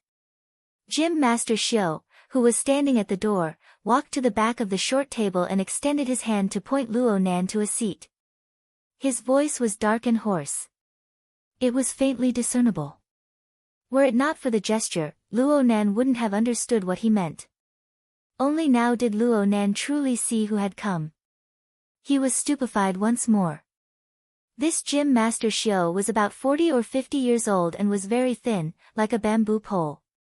When the night wind blew in, his wide, antique robe rustled, as if he could be carried into the sky at any time. The difference in light from inside and outside cast a few shadows on his skinny cheeks. At first glance, he looked like a skeleton whose skin was about to be weathered away. Frankly speaking, this gym master really wasn't good-looking. But Luo Nan was no stranger to this sort of image. His grandfather had been tormented by illness all these years, and it was the same. Could it be that this person's health is also not good? Gym Master Xiao was the first to kneel on the ground. Luo Nan knew that this was an ancient custom, so he learned to sit down. However, Gym Master Xiao only fiddled with the tea set, as if he wanted to brew tea for a guest. Luo Nan mulled over the wording in his mind, but unfortunately, this was far from his forte. He needed time to sort things out again, so he could only maintain his silence. The training ground was silent for a moment. The quieter it was, the more awkward it was. Luo Nan wanted to speak a few times, but he was unable to find an excuse. He could only find something to do and pay attention to Shui Lei through his mental senses. Shui Lei placed the metal ball back on the bowl tray and flipped a switch. The outer layer of the ball was disassembled, and a mechanical device was taken out from the central cavity. It was also spherical, with a diameter of 6 or 7 centimeters. It was only the size of a fist, and its outer layer was wrapped in a fine metal mesh. Its inner layer was a device similar to a gyroscope. He fiddled with it a few times, then scratched his head. Clearly, this toy was broken. Luo Nan dispelled his last bit of wishful thinking. This gave him the opportunity to speak. He lowered his head and apologized, "I'm sorry, Gym Master Xiao. I put that." He was halfway through his sentence, but he was unable to think of how to describe the metal ball. He was stuck, and sweat appeared on his forehead. Gym Master Xiao was pouring water into a cup. He raised his head to glance at Luo Nan. "The Tai Chi ball." "Yes, the Tai Chi ball. That Tai Chi ball, I will definitely fix it." Cough. It seemed that Luo Nan was fated to not be able to speak a complete sentence today. The itch in his throat flared up, and he was unable to block it. He could only turn his head and cough twice. Gym Master Xiao didn't really care. It was broken to begin with. It's already strange that it was able to last this long. He pushed a cup of tea in front of Luo Nan as he spoke. The itch in Luo Nan's throat had yet to subside. He took the cup, but he didn't dare to drink it. He was afraid that he wouldn't be able to hold it in and choke it out.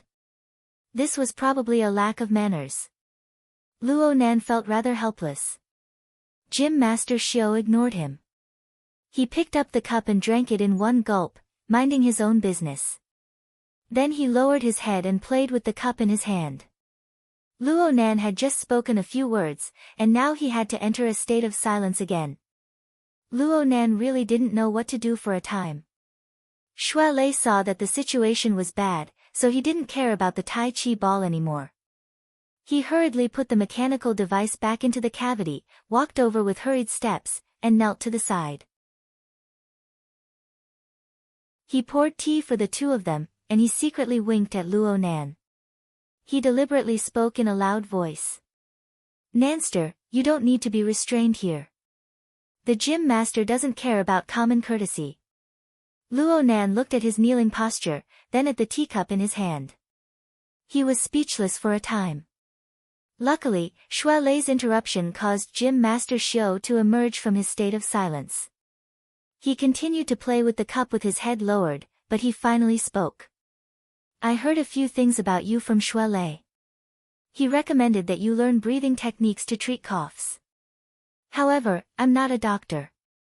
Breathing techniques aren't that miraculous." Luo Nan listened carefully, afraid that he would mishear. But when he heard the second half of the sentence, his heart skipped a beat.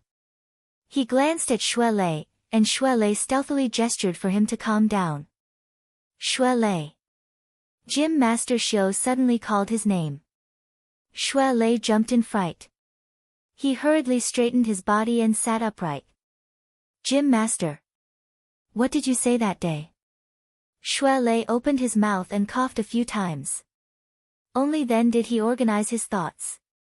He carefully said, I was talking about the things you said before, Gym Master. You can inspect the internal organs, move the 100 meridians, and take in the soul through breathing. Xue Lei didn't mention the more mysterious things like, observe the heaven and earth, know yin and yang, and know the secrets of the gods, but the meaning was certainly conveyed. Gym Master Xiao didn't say a word for another 5 or 6 seconds. He just let the cup rotate between his withered and bony fingers. Just when Luo Nan thought that Gym Master Xiao was angry, Gym Master Xiao slowly raised his head. His sunken eyes faced Luo Nan. I will speak empty words when I teach. I will give the youngsters a deep impression. I will let them remember a few words. I will also avoid teaching inflexibly and rigidly. Gym Master Xiao's gaze made Luo Nan's hair stand on end, but he still responded, yes. Luo Nan had to admit that even though Xue Lei was a living example placed before his eyes, Luo Nan wouldn't believe most of Xue Lei's mysterious description. He really didn't expect that he would be able to cure a serious illness by learning breathing techniques. He mainly wanted to avoid offending Xue Lei. He also wanted to make his life more convenient in the future. Gym Master Xiao's words were more realistic. Luo Nan could naturally accept it. A few seconds of silence passed before Gym Master Xiao spoke once more. No matter what kind of technique it is, you must start from the real thing. Time and volume are the correct path. Your body isn't suited for volume. Then what about time? Huh? Luo Nan didn't understand for a time.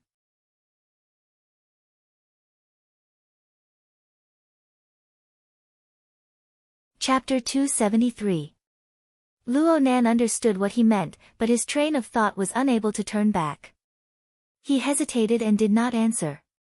Gym Master Xiao gave clearer guidance. You are a student, and you have other matters to attend to. I can teach you, but do you have enough time to absorb and digest it? Luo Nan was speechless. He discovered that this was a very practical problem. His daily classes, the Society's general knowledge training, the daily consumption of Frost River reality, and his own research on formatting theory. Every single one of them took up a lot of time. Of course, he did not need to concoct drugs every day. His schedule was much more relaxed. It was not impossible to squeeze in a bit more time, but it was bound to be scattered and unbearable. How could he guarantee his learning results in this way? Luo Nan looked at Xue Lei. Xue Lei was stunned. Clearly, he had not considered these things. In the end, Gym Master Xiao proposed a more practical method. Make a schedule. Make a schedule for the entire day and show it to me. Ah, okay. Luo Nan had a ready-made schedule. It was the general knowledge training plan He Yueyin had drawn up for him last time. He just needed to delete the specific course names and take it out for use. Luo Nan wanted to transfer it to Gym Master Xiao, but he suddenly discovered that Gym Master Xiao did not have his wristband on. Xue Lei said hurriedly, just give it to me. The Gym Master isn't used to electronic products. Okay. Xue Lei took the information and connected it to the printer in the corner of the training field. He operated it. Luo Nan was a bit surprised.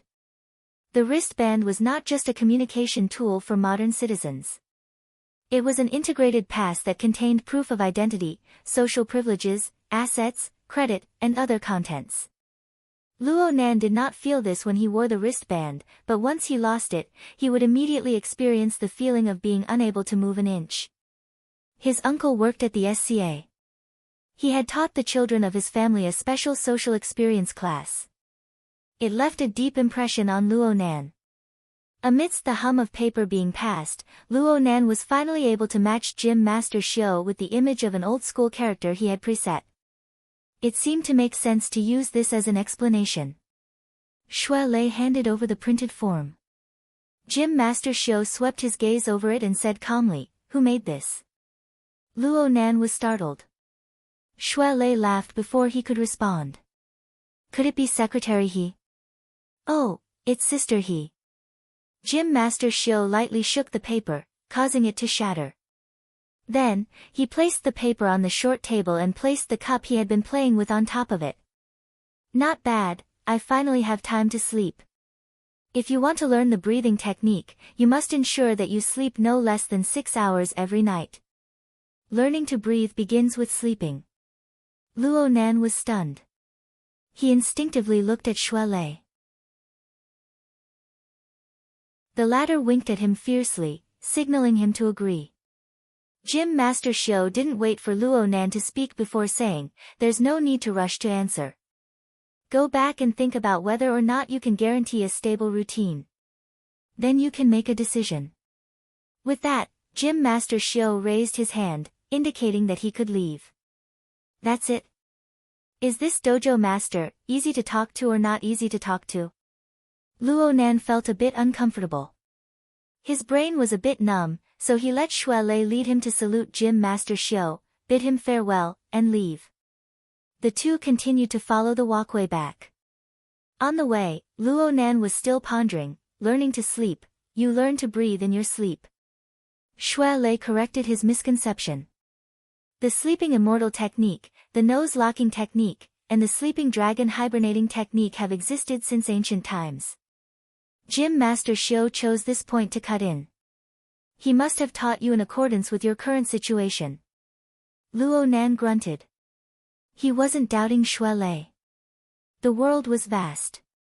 There were all sorts of strange things, especially within the scope of supernatural powers.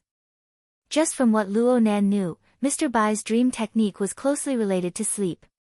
There was also Rui Wen. She had already slept for over half a month. Luo Nan was certain that she used sleep to adjust her state. Gym Master Xiao had said something extremely well. No matter what kind of technique it was, one must start from the real thing. Only when one truly learned it would one know if it was useful or not, and how effective it would be. Shui Lei still possessed this level of patience. Luo Nan's brain finally sprang to life, but he remembered something else. Oh right, the Tai Chi ball. Luo Nan still didn't know what a Tai Chi ball was, but he had broken someone else's equipment. It was clear as day. He needed to give Shui Lei an explanation. Shui Lei couldn't help but scratch his head when he heard the words Tai Chi ball. That thing really is broken. Forget it. Don't worry about it. Concentrate on organizing your routine. Work hard when you get back. I'll think of a way to fix that thing. Luo Nan really wasn't familiar with the situation. He could only say, "I'll pay for the repair fees. We'll talk about it later." Shui Lei chuckled and led Luo Nan outside. The two passed through the atrium and the front courtyard. There was practically no one in the Daoguan right now. Shui Lei explained to the deserted situation, "We haven't been recruiting new classes lately because we're about to move." Move? Luo Nan had been in the back courtyard for over half an hour. He had a deep impression of the quiet and secluded feeling of the Daoguan. Why would they move such a good place? Shui Lei sighed. Gym Master won this place in a bet with someone in order to settle down in Xia City back then. The property itself belongs to Boss Han Industries. The person who made the bet only paid 10 years of rent. Now that the lease is up, the rent for renewing the lease is astronomical. We don't have the savings. Gym Master isn't good at business. His days are quite bitter. The two had already walked to the entrance. Luo Nan turned his head. It was hard to imagine what it was like to be unable to earn money in such a bustling area. But when he saw the simple words, "God you," on the Daoguan signboard and thought about Gym Master Xiao's temperament, Luo Nan felt that Shui Lei's words weren't strange. Back then, Xiaolin. Sigh. Xiaolin said that if the Gym Master sublet the Daoguan and switched to a smaller place, he would have been rich just from the rent alone. He wouldn't have ended up like this. Shui Lei was a bit unnatural when he mentioned his ex-girlfriend. Luo Nan laughed awkwardly. Frankly speaking, he never thought of subletting. Judging from Shui Lei's tone, it seemed the same. Everyone here didn't have any brains for economics. Luo Nan bid farewell to Shui Lei and didn't delay any longer. He rode the phantom flying car straight to Renai Hospital. Since he had to go to the Daoguan, his treatment and study time were pushed back to the evening. Time was tight, and he needed to discuss matters concerning his schedule with He Yueyin. However, when Luo Nan arrived at the hospital and saw Bai Xinyan, He Yueyin was nowhere to be seen. If you want private tutoring today, you'll certainly be disappointed. The accident investigation team from the society's headquarters just arrived in Xia City half an hour ago. Bai Xinyan gestured for Luo Nan to take off his clothes and put on his equipment. She raised her eyebrows when she saw Luo Nan staring blankly in place without moving. Student Luo Nan, please don't make your disappointment so obvious, okay? Ever since He Yueyin had revealed Bai Xinyan's intentions, Luo Nan's resistance to her teasing had increased greatly. In a certain sense, this could be considered a kind of confrontation. He thought for a moment and asked, "Investigation team. What does she mean by adding the accident?" Bai Xinyan placed a hand on his shoulder. "Gym Master Xiu, what did he say to you?"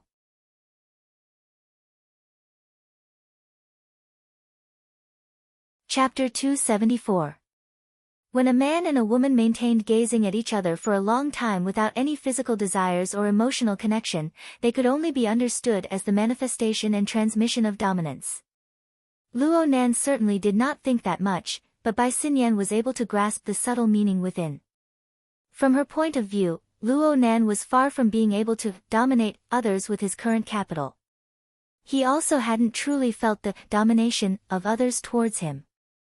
Then the answer was very obvious. This was merely a display of his emotions, nothing more. In other words, childish. There was really no meaning in maintaining the same channel as a childish boy. Bai Xinyan did not want to force herself. She simply reached out and pressed down on Luo Nan's eyes. "The color of your pupils is really ugly." She let go of Luo Nan's hand before he could struggle. She circled to the other side, completely ignoring Luo Nan's expression. She was pondering something in her mind. This kid's hostility has been growing more and more intense since Frost River reality.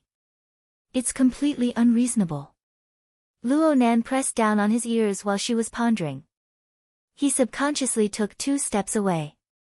He must have received a message from the psychic wave network. The person contacting him at this time was most likely He Yueyin. 2 seconds later, he received a communication request from Bai Xinyan. It was He Yueyin on the other end. This was a 3-way communication initiated by He Yueyin. Bai Xinyan was not a member of the society, but for the sake of convenience, she applied for temporary permission to use the hexier. Ouyang Chen was always very generous when it came to promoting the results of his own research. He handled it very easily. As a result, Bai Xinyan could observe the daily ecology of the Xia City branch from a close distance. She could gather the relevant information in a relaxed and happy manner. With such a big-hearted, direct superior and many colleagues below her, the nun's heart would not be at peace after her retirement. Bai Xinyan smiled and greeted her with a bit of pity. "Hello, Sister Nun. Are those imperial envoys finished serving you?" He Yueyin ignored Bai Xinyan's teasing. Perhaps she did not want to mention those people at all. She cut straight to the point. "I hope to hear your opinion on Mr. Luo's study arrangements at the Daoguan." "I have no opinion. It's because your boss didn't mention this matter to me at all. I wonder if he has an opinion of Gym Master Xiu. Or does he have an opinion of me?" Luo Nan was speechless at such an open and above-board complaint. However, it was impossible for him to continue stubbornly at a time like this. He could only comfort himself by saying that he had learned a thing or two. Following that, he explained the main points of his trip to the dojo in a few words. In truth, there was nothing much to say. Gym Master Xiu's meaning was very clear. He could teach them, but he had to arrange the time well. At most, the time period required was somewhat against the norm. That was all. He Yuan pondered for a moment, then asked Bai Xinyan, "Will it affect your treatment?" "Not at the moment. Of course, if you guys don't mind, I can add a research project. I want to see whether or not student Luo Nan's absorption and transformation efficiency has improved under the guidance of Gym Master Xiu." "Oh right. What do you think of Gym Master Xiu? Serious? Cordial? Smooth? Solitary? Aren't you going to explain to Secretary He?" Bai Xinyan's ability to make use of every opportunity was unparalleled. Luo Nan rolled his eyes. He didn't want to answer. Fortunately, at this time, He Yuan forcefully returned to the main topic. "It's fine as long as it doesn't affect the treatment." For the other projects, there was still room for adjustment of the timetable. Some pure knowledge projects for general knowledge learning can be taught through the psychic wave network. It would be even more ideal if they could be combined with the health pod treatment. The training time at Frost River Reality isn't much. The plan is feasible. However, let's postpone the particularly brain-burning classes for now. Excessive mental tension will certainly affect the effects of treatment. Most of them are general knowledge memories. The intensity isn't great. I will remind the others about the specifics. The two ladies took on the responsibility of drawing up the schedule, and it became the main axis of discussion. They only consulted Luo Nan, the person involved, on a few details. After taking a rough shape, He Yuan contacted the society members involved in the schedule one by one. Soon, a brand new schedule was completed. Luo Nan had a subtle feeling when he saw the brand new schedule appear before his eyes. It was as if he was an outsider. He was on a completely different rhythm from the two ladies. Luo Nan quickly suppressed this peculiar feeling. He asked, "Should I take this form tomorrow and contact Gym Master Xiu?" He Yuan grunted. She seemed to want to say something, but in the end, she simply said, "Show it to him. If there are any problems, you need to actually do it before you can make adjustments. Today, we'll first do an experiment. We'll see the effects of networked learning in the treatment pod." Bai Xinyan pressed down on Luo Nan's shoulder. "Hey, did you hear that? I told you to take off your clothes." Luo Nan gritted his teeth as he took off his clothes and entered the pod. Bai Xinyan was quite considerate in delaying the Frost River reality treatment. She gave the next hour to He Yuan. Today's general knowledge course was still the world order in and out of the psychic wave network. Luo Nan put on the immersive helmet early on, but he did not activate it for the time being. He connected to the psychic wave network through the hexaear and entered learning guidance mode according to He Yuan's instructions.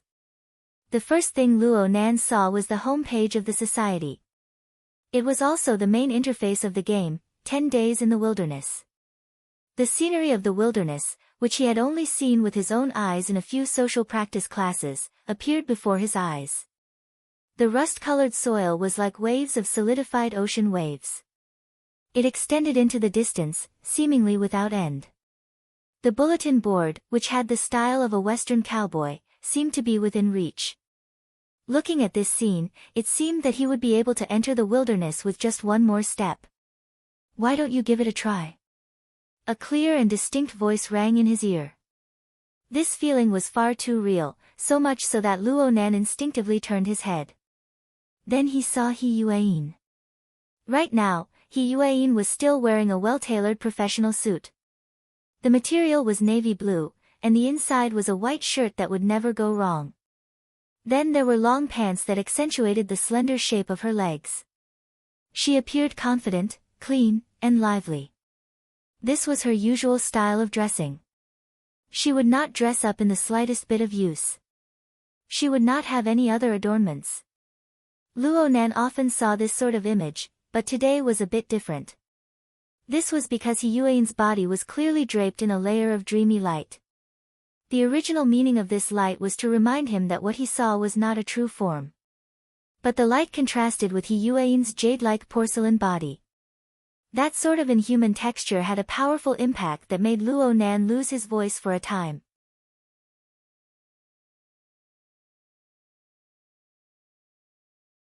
Chapter 275.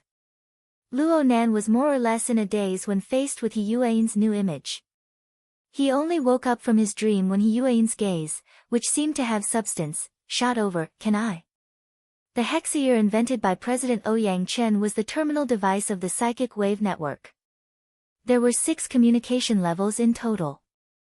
Most awakened were able to realize extremely convenient network functions through the first 3 levels. It was enough for daily use. The simulator belonged to the 4th communication level. Luo Nan had heard Mr. Bai talk about it before. This function was similar to the out-of-body state. One could realize the materialization of one's own logic on the psychic wave network. It was similar to the experience of virtual reality. This was already a relatively high level. Many people in the society couldn't handle it. Luo Nan was a mentally enhanced individual. He possessed the ability to send his soul and the out-of-body state early on. He had an advantage in this aspect compared to the majority of people. Mr. Bai had long determined that Luo Nan should be able to enter this level. But Mr. Bai also said that Luo Nan absolutely couldn't use the simulator function before the problem of the imbalance between body and soul was resolved. Otherwise, it was very likely that his soul strength would continue to grow, bringing even greater pressure to his body. He Yuan responded to this question. Because of the results of President Ouyang's logic world, the simulator function has undergone a large change. It is currently in a debugging state. After entering this level, the consumption of soul strength will increase exponentially. So as long as we control it properly, we can escape before the positive gain appears. Time is precious. We can begin. Okay. Luo Nan responded simply. He Yuan didn't directly engage in practical training. Instead, she reviewed the old and learned the new. Last time I told you about the concrete form of supernatural powers on the psychic wave network, yes. Regarding supernatural powers, the East traditionally calls it qi. Some people in the West call it mana. Burners call it internal energy. The society's official name is telekinesis. No matter what it's called, it's fundamentally an energy information bestowed with order by the ability user. Luo Nan really liked the term, bestowed order. This was in line with the comprehension he had gained from cultivating to this day. This made him talk without end. Therefore, the hexaear invented by President Ouyang is called a telekinesis according to the society's definition. Its built-in electronic components are not sophisticated, but it can guide psychic power to form a special terminal structure to achieve the analysis and control of energy information. The more he spoke, the more excited he became. From Luo Nan's perspective, the terminal structure of the hexaear was just a simple configuration. In terms of precision, there was still a large disparity between it and the external neuron and the deep-sea Type 4 dynamo core. It was even a bit inferior to the imitation chipset he had seen at Frost River Reality. But the most amazing thing about this invention was that it made full use of the ability user as a carrier.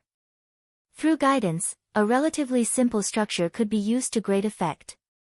If a description had to be made, then the dynamo core and the imitation chipset were roughly equivalent to fully automatic weapons. As long as one knew how to operate them, they would be able to display astonishing effects in the corresponding field very quickly. As for the Lu'er, it was like a famous sword in ancient times. In the hands of a child, it might not even be able to kill a chicken. But in the hands of a peerless swordsman, it could defeat 1,000 troops and be invincible. Of course, this description might not be appropriate. Luo Nan had yet to truly explore the dynamo core's inner workings. He did not have an accurate understanding of the upper limits of the hexaear. But this did not hinder his feelings of admiration towards President Ouyang Chen. This kind of simplification and precise and appropriate structure made him, a beginner who had been painstakingly studying soul configuration to improve efficiency, only sigh in amazement. If his soul configuration had been purified to this degree, the external neuron would not have been stuffed to the point of bursting from the rapid growth of soul strength. Luo Nan thought about his current situation of being helpless when facing the enormous barrier lake. He had the impulse to run over and take Ouyang Chen as his master. He Yueyin was not surprised by Luo Nan's deep understanding of the Hexaear and the psychic wave network. She had experienced Luo Nan's outstanding ability to understand this course during her last lecture. This was under the premise that the political form and content were not involved. She just added a bit. In the first 3 levels of communication, the Hexaear only needs to transmit and interpret the information flow. But when it comes to the simulator level, it involves the sharing of energy. In other words, the telekinesis of tens of thousands of people is used to support an enormous virtual world. In this world, the transmission of energy and information is extremely efficient. Just like last time when we faced. That fellow who controlled the human-faced arachnid? Luo Nan nearly blurted out Mo Luan's name. During the operation against Jack back then, Elder Mo Luan of the Blood Flame Order had brought the human-faced arachnid to hunt for food. It had brought He Yueyin and the others a great deal of trouble. In the end, He Yueyin had borrowed Ouyang Chen's power through the psychic wave network to repel the arachnid. That scene was still fresh in Luo Nan's memory. He could not help but ask, can it be done as long as one enters the simulator level? In theory, it's possible. But the burden is very heavy, and the authority required is very high. Perhaps there will be improvements in the future. The psychic wave network has undergone a fundamental change due to the integration of the logic world. What we need to do next is to understand it as comprehensively as possible before most people arrive. He Yueyin's reminder made Luo Nan suddenly realize that he was clearly standing at the entrance to the wilderness, but he did not see the silhouette of a single person. How many people usually come here? The average number of people online is around 800. That's a lot. How many awakened are there in the entire Xia city? I'm talking about the entire world. He Yueyin supplemented with an explanation. Aside from mentally enhanced people who can send their souls and leave their bodies, the vast majority of people have to become architects before they can come into contact with this level. And sending their souls and leaving their bodies are extremely rare among ordinary awakened. So under normal circumstances, every person you come into contact with here is a veteran. Luo Nan was a bit stunned. Then isn't it a bit early for me to come here? He Yueyin did not respond to this question. She walked slowly, stepping into the wilderness with a single step. The radiance of her translucent figure caused the dark red background color to brighten up. Then she turned to look at Luo Nan. The name of the society is the Wilderness Explorers Society. The main direction is the wilderness. Of course, this also includes the even more dangerous oceans. President Ouyang chose the 10 days in the wilderness game as the main interface. This wasn't a random choice. This was a very good place to learn basic tactics. We'll focus on adapting today. If there aren't any abnormal reactions, then Crag Burst will lead you here to learn tactical commands for the next few days. He is also the only one among your instructors who can enter the 4th level. The other classes will be interspersed. Luo Nan knew that the time for idle chatter was over. He nodded in agreement. There's one more thing. He Yueyin suddenly smiled. This smile came without any warning. It was resplendent and dazzling under the reflection of the illusory radiance. It was dazzling. Then she waved her arm through the air. A second later, a mirror appeared at the border of the wilderness. The mirror reflected a ball of fuzzy light. It was like a drifting mist. In the center of it, one could faintly make out the shape of a tetrahedron. This was. Luo Nan suddenly realized something when he saw the angle of the mirror.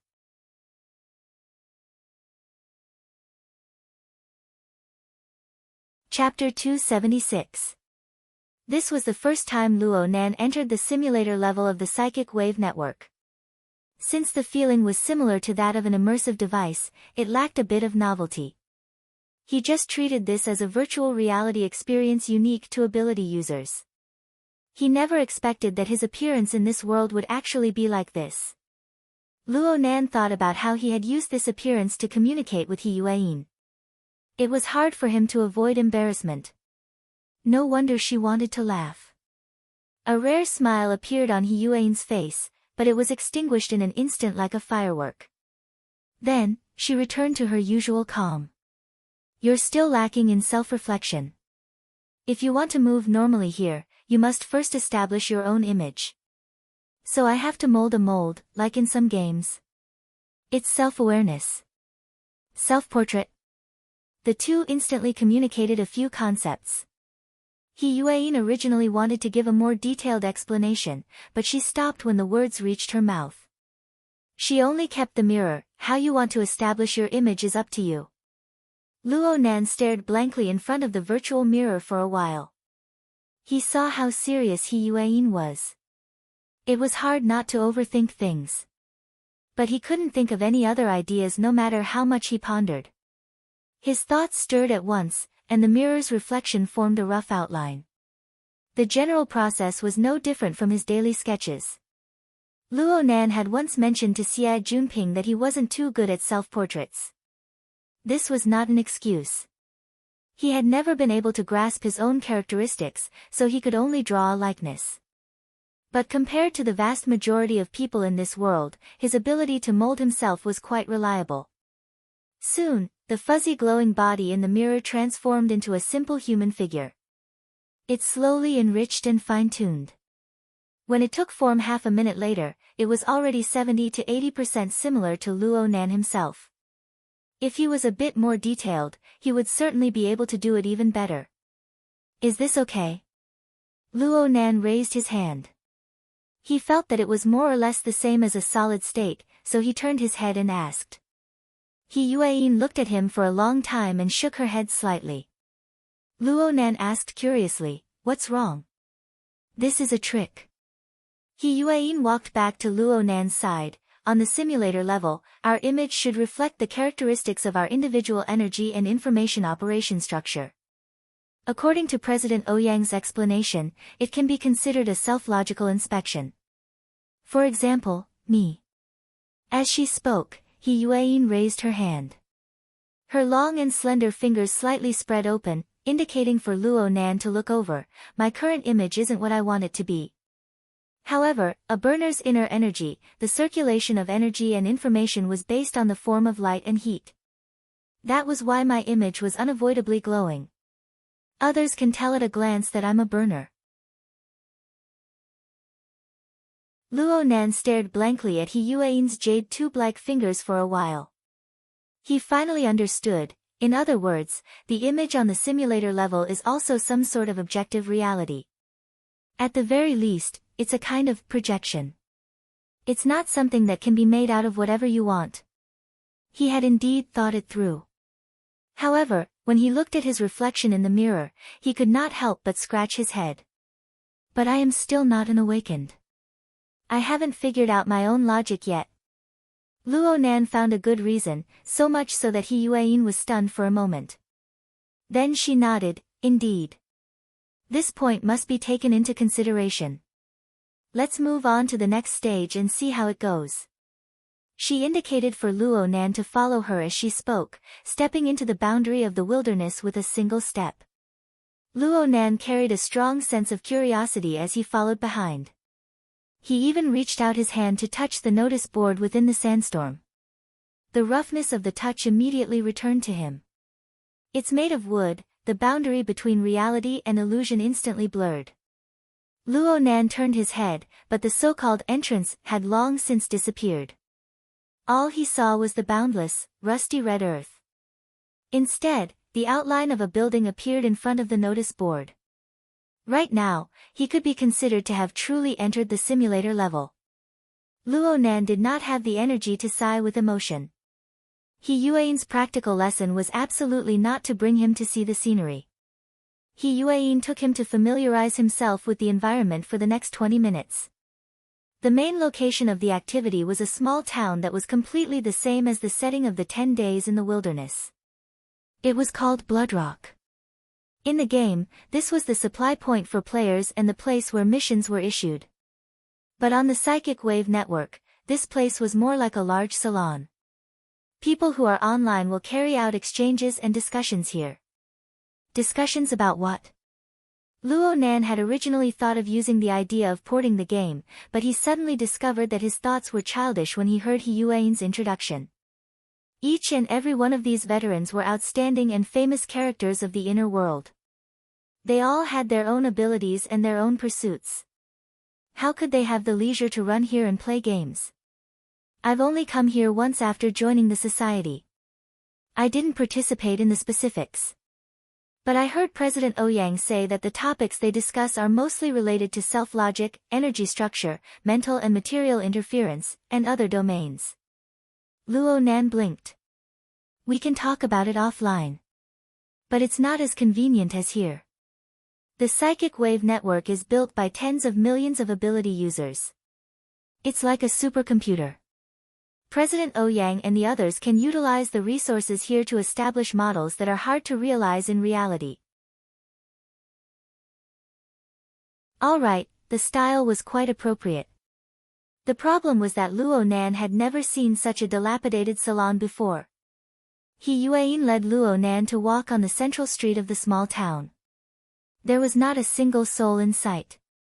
The entire small town looked as if it had just been ransacked by a tornado. The vast majority of the houses had collapsed into ruins. Only a few buildings remained in their original state. Practically every building is an independent section. A portion of them are portals for the game. They provide entertainment for people, but most of them are experimental models. They are the crystallization of the wisdom of many people. What's going on right now? The influence brought about by the logic world. He Yuan spoke softly. Since President Ouyang added the results of the logic world into the mix, the simulator's structural laws have undergone great changes. The vast majority of experimental models are unable to adapt to the changes in the environment. They have all been destroyed. The logic world? Luo Nan had a general understanding of the principles of the construction of the logic world. The structure of deep interference between the mental and the material was indeed very unfriendly. But the method of recreating the world through spatial faults was truly a mountain to behold. Sister He, are you saying that this place is equivalent to another logic world? He Yuan shook her head. This isn't my field of expertise. Luo Nan couldn't get an answer. He turned his head to look all around, but he couldn't see things clearly. He thought for a bit and walked to the edge of a ruin. He lowered his head to size up the rubble and rubble. The shape of a snowflake. How orderly. These ruins looked messy and disorderly from afar. But upon closer inspection, Luo Nan realized that each piece of debris displayed a certain structural pattern. He could find some sort of rule in each piece. It was nearly impossible to accomplish this in the real world. The difference between natural and artificial. Luo Nan extended his hand and picked up a piece of rubble. He wanted to seriously study it, but his fingertips lightened just as he lifted it halfway. The rubble fell to the ground. Luo Nan was a bit stunned.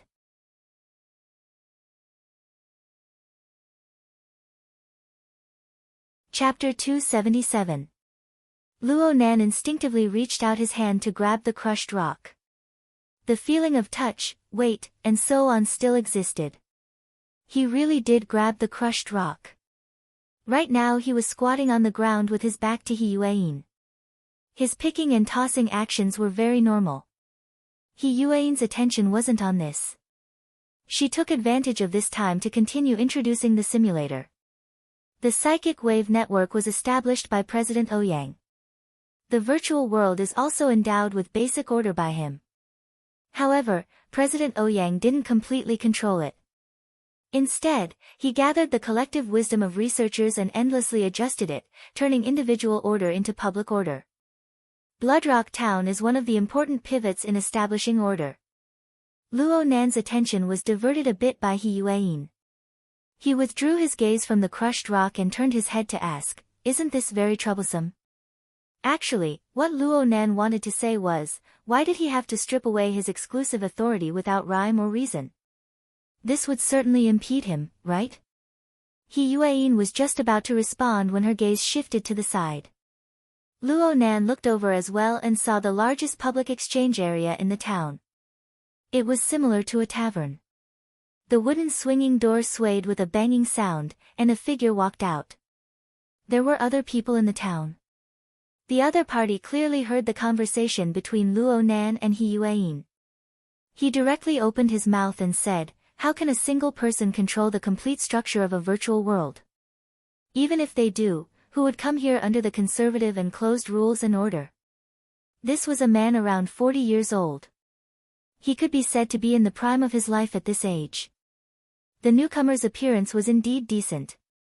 He had a tall stature and wore a fitted suit. His accessories were extremely exquisite, but they didn't match the environment of the town. Actually, He Yueyin was also like this. The two of them were dressed like white-collar workers and gold-collar workers in large corporations. They weren't explorers wandering the wilderness. Plus, they clearly knew each other. After interrupting, the person greeted, "I heard that the simulator has been modified. I specifically asked President Ouyang for temporary privileges to come and take a look. I'm not bothering you guys, right?" He Yueyin responded with a faint, "Mr. Yuan," and didn't say anything else. Mr. Yuan revealed a faint smile as he walked over from the main street. However, he didn't go to He Yueyin's position. Instead, he walked to Luo Nan's side. His tall figure formed a striking height difference with Luo Nan, who was crouching on the ground. Luo Nan wanted to get up, but Mr. Yuan spoke a step ahead of him. "In this day and age, no one can eat alone.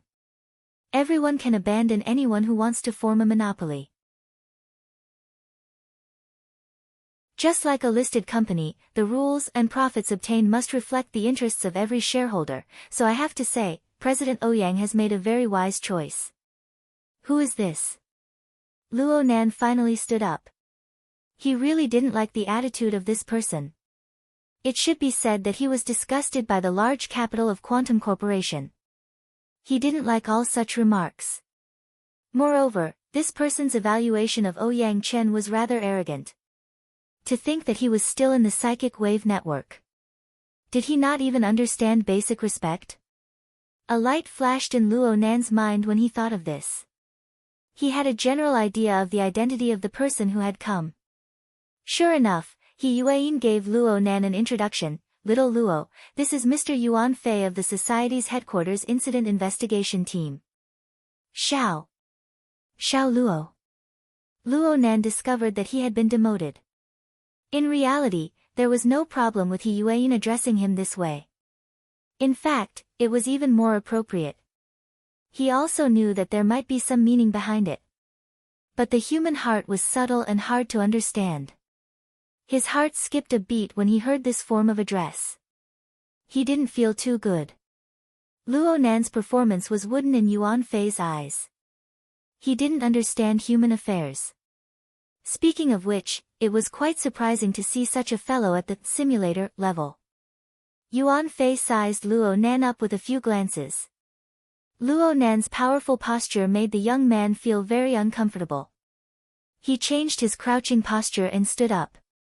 Yuan Fei's eyes were clear and bright. He was very arrogant at such a young age.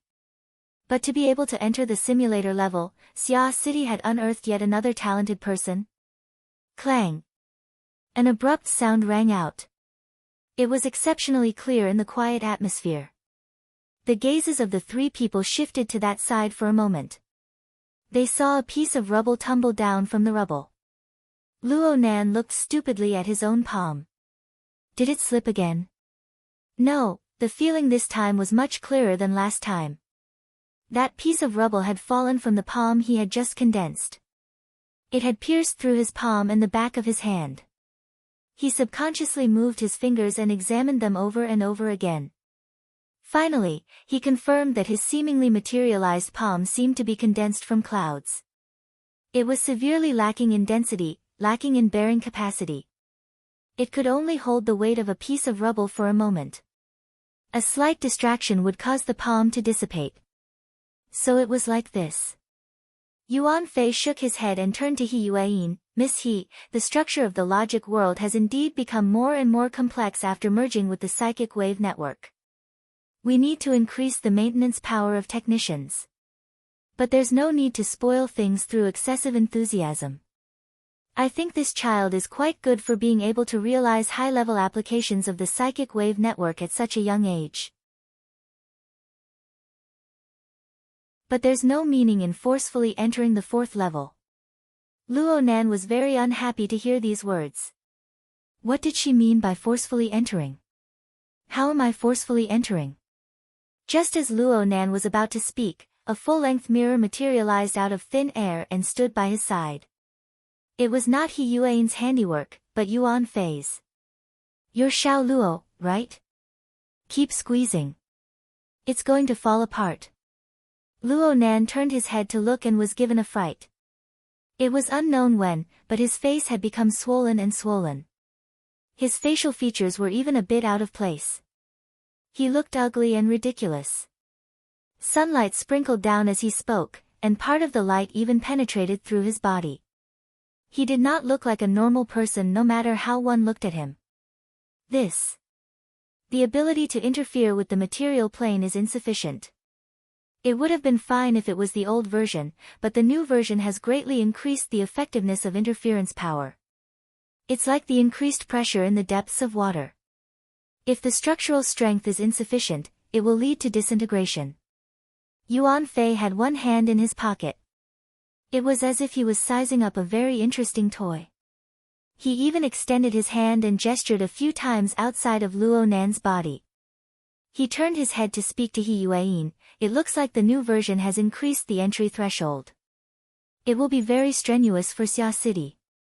Miss He, can you suggest to President Ouyang to let go of technical maintenance and let his colleagues from the other branches share the pressure? He Yuan's brows furrowed slightly. The psychic wave network has been open-sourced for a long time. Technical maintenance is also carried out in Bloodrock Town. I'm talking about the basic structure. Yuan Fei shot a glance at Luo Nan and smirked. Upgrading just like that. It's not just the children of Xia City that are troubled. Luo Nan looked at his increasingly inhuman reflection in the mirror. He tried to straighten it out, but the feeling was completely different from before he entered the wilderness. He felt a clear feeling of stagnation. When his telepathic thoughts cut in, it was as if he had bumped into glue. It was extremely strenuous to control. The more he tried to control it, the more serious the situation of his body's structural spillage became. In the end, his body completely collapsed into a mist, returning to its original state.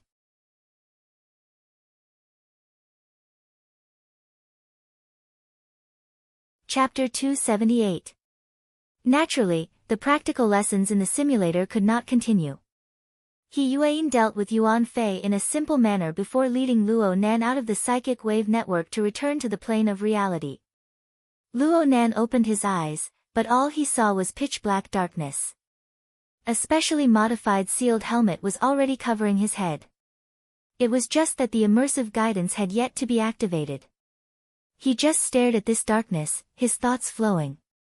Yuan Fei, who came from the incident investigation team of headquarters, had just arrived in Xia City.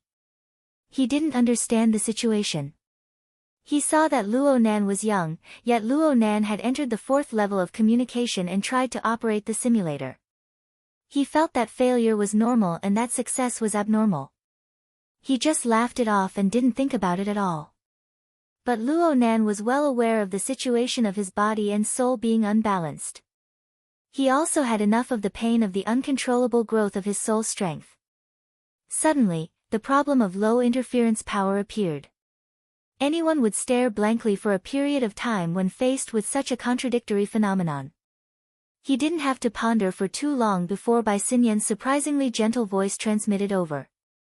How does it feel to be in an out-of-body state on the psychic wave network? Luo Nan was still tangled in the problem of interference power. He wasn't in the mood to respond, and he ignored the key elements in her words. Bai Xinyan took it as a tacit agreement. She seemed to sigh and laugh. Only that seemingly open-minded but actually old-fashioned muddle-headed dad of mine thinks that you only have the ability to send your soul. His face has been beaten swollen these past 2 days. He doesn't dare to come out and meet people. Only now did Luo Nan realize what Bai Xinyan was talking about. So it turned out that the misunderstanding of his out-of-body state being treated as a sense soul had already been corrected? Mr. Bai really hadn't appeared these past few days. He Yueyin had told him that she had invited him to teach, but he had been tactfully declined. As for the reason behind this, everyone was clear in their hearts. Even though Luo Nan was a factor, it was only a negligible amount. Luo Nan was disinclined to get involved in the conflict between this father and daughter. But then again, a woman who could make such a good-natured old man refuse to forgive her would only make him more vigilant. He was silent for far too long. Bai Xinyan misunderstood his thoughts.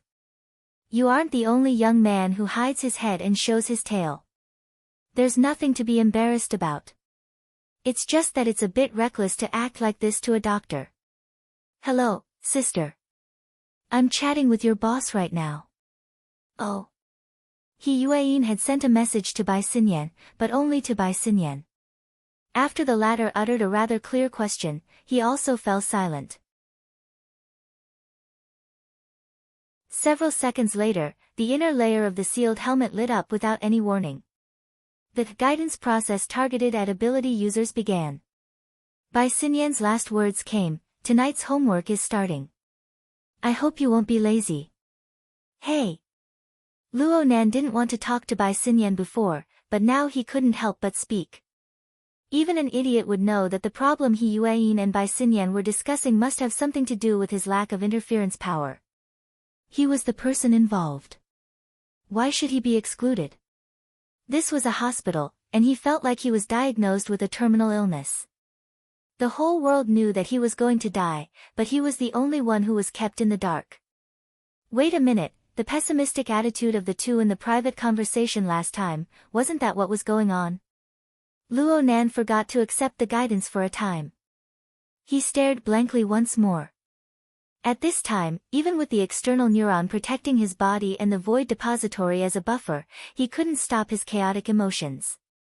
The next day, Luo Nan's mind was completely outside of the school curriculum. The symptoms of low interference power and the corresponding ominous omens had been plaguing him since last night. According to what he knew, he Yueyin and Bai Xinyan had engaged in a long discussion after the incident, but in the end, they were unable to come up with a definite answer. Correspondingly, his altered schedule was facing a second major overhaul. Luo Nan could only wait for news before the revisions were completed. Most of the day passed in a muddle, but Luo Nan didn't receive a new schedule. Club activities began in the middle of the afternoon, and the other students got busy. Even Xie Junping, who had been accompanying him for the past 2 days, had a meeting to attend in the student council. Only Luo Nan was alive in the order club. He wasn't in the mood, so he didn't have any activities. Luo Nan was in a really bad mood. He arrived at the treehouse in the withered tree sandbar. He sat in the lounge, staring at the weak light in a daze. At first, he seriously pondered over the problem of interference power, but his train of thought was battered and bruised by one knowledge obstacle after another. And there were far too many special circumstances that could only appear in formatting theory. He couldn't find anyone even if he wanted to ask. In the end, his mood only worsened. He did a rough self-analysis in this helpless situation, trying to dispel these negative emotions on his own. Luo Nan had to admit that when he Yueyin mentioned that there were only 800 daily users in the entire world on the simulator level, he couldn't help but feel a bit of superiority in addition to being nervous. But right now, these emotions, which had just sprouted a bit, were directly cut off. He couldn't find any other emotions to fill the void for a time, so a feeling of emptiness and disappointment naturally grew. But this wasn't just a change in status or the like. It involved a more fundamental problem. The question that had suddenly appeared a few days ago without an answer was like the impending night. It caused endless shadows to silently creep over him. Luo Nan was alone within the shadows. He didn't have any point of support. Only the layer upon layer of chaotic emotions entangled him, forcing him to ask himself once more, did his grandfather's formatting theory really have flaws that were hard to resolve? For example, the uncontrollable growth of soul strength? For example, the lack of interference power towards the material plane? Was there anything else besides these 2 points? Was there an end? Luo Nan leaned against the inner wall of the tree hole. Practically all of his energy was being devoured by these cruel questions. He was in a trance, unaware of the passage of time. This lasted until his ear vibrated slightly. Someone was contacting him through the hex ear. He was a bit surprised when he saw the name of the contact person. "Hello, Boss Luo. Are you free right now?" Luo Nan rushed out from the treehouse. He passed through the underwater passageway and high-speed elevator to arrive at the main entrance of Gear. Not long after he arrived, a young man in his 30s arrived along the small path outside the building. It was currently late autumn. The jungle and wetlands were densely interwoven with vegetation, blocking out the sunlight early on. It was much darker than the outside world. The newcomer had deep footsteps and shallow footsteps. He walked quite arduously. When he walked into the area illuminated by the lights in front of Gear, he grinned. Beads of sweat had already appeared on his slightly plump face. "Boss Luo, this place of yours wasn't easy to find. This place is pretty good."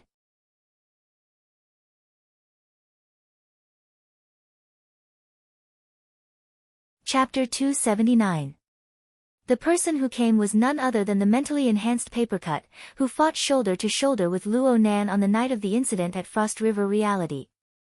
Frankly speaking, this old man's appearance was far too ordinary. Luo Nan nearly didn't recognize him when they met again. Fortunately, Luo Nan still remembered this awakened. This awakened had a slightly bloated body, as well as that amiable smiling face. Even if Luo Nan didn't receive this treatment most of the time. Papercut's opinion of Luo Nan was mainly that his immature attitude had harmed the team. However, various facts later proved that Luo Nan was correct, so there was no need for this opinion to exist. "Just call me Papercut. It feels weird to add Mr. to my nickname." Papercut grinned out of habit. "Then don't call me Boss Luo. Boss Luo is your nickname, right?" Papercut's smile was very infectious. "I know that you have quite a few nicknames, but I won't change it. Everything goes according to the flow of the tongue." Luo Nan was a bit embarrassed. Papercut waved his hand before Luo Nan could say anything. "Okay. Don't get tangled up in these minor details. I came to teach today. I'm sorry. Something happened at the last minute, so I pushed the time forward." Luo Nan responded politely, "I'm the one troubling you." He invited Papercut into the building as he spoke. Papercut was one of Luo Nan's teachers for general knowledge training. He was responsible for imparting the practical course, Soul Strength Activation Techniques. Papercut emphasized when talking about the course, this course is actually quite late. The reason why it was brought forward. It's because of my special circumstances.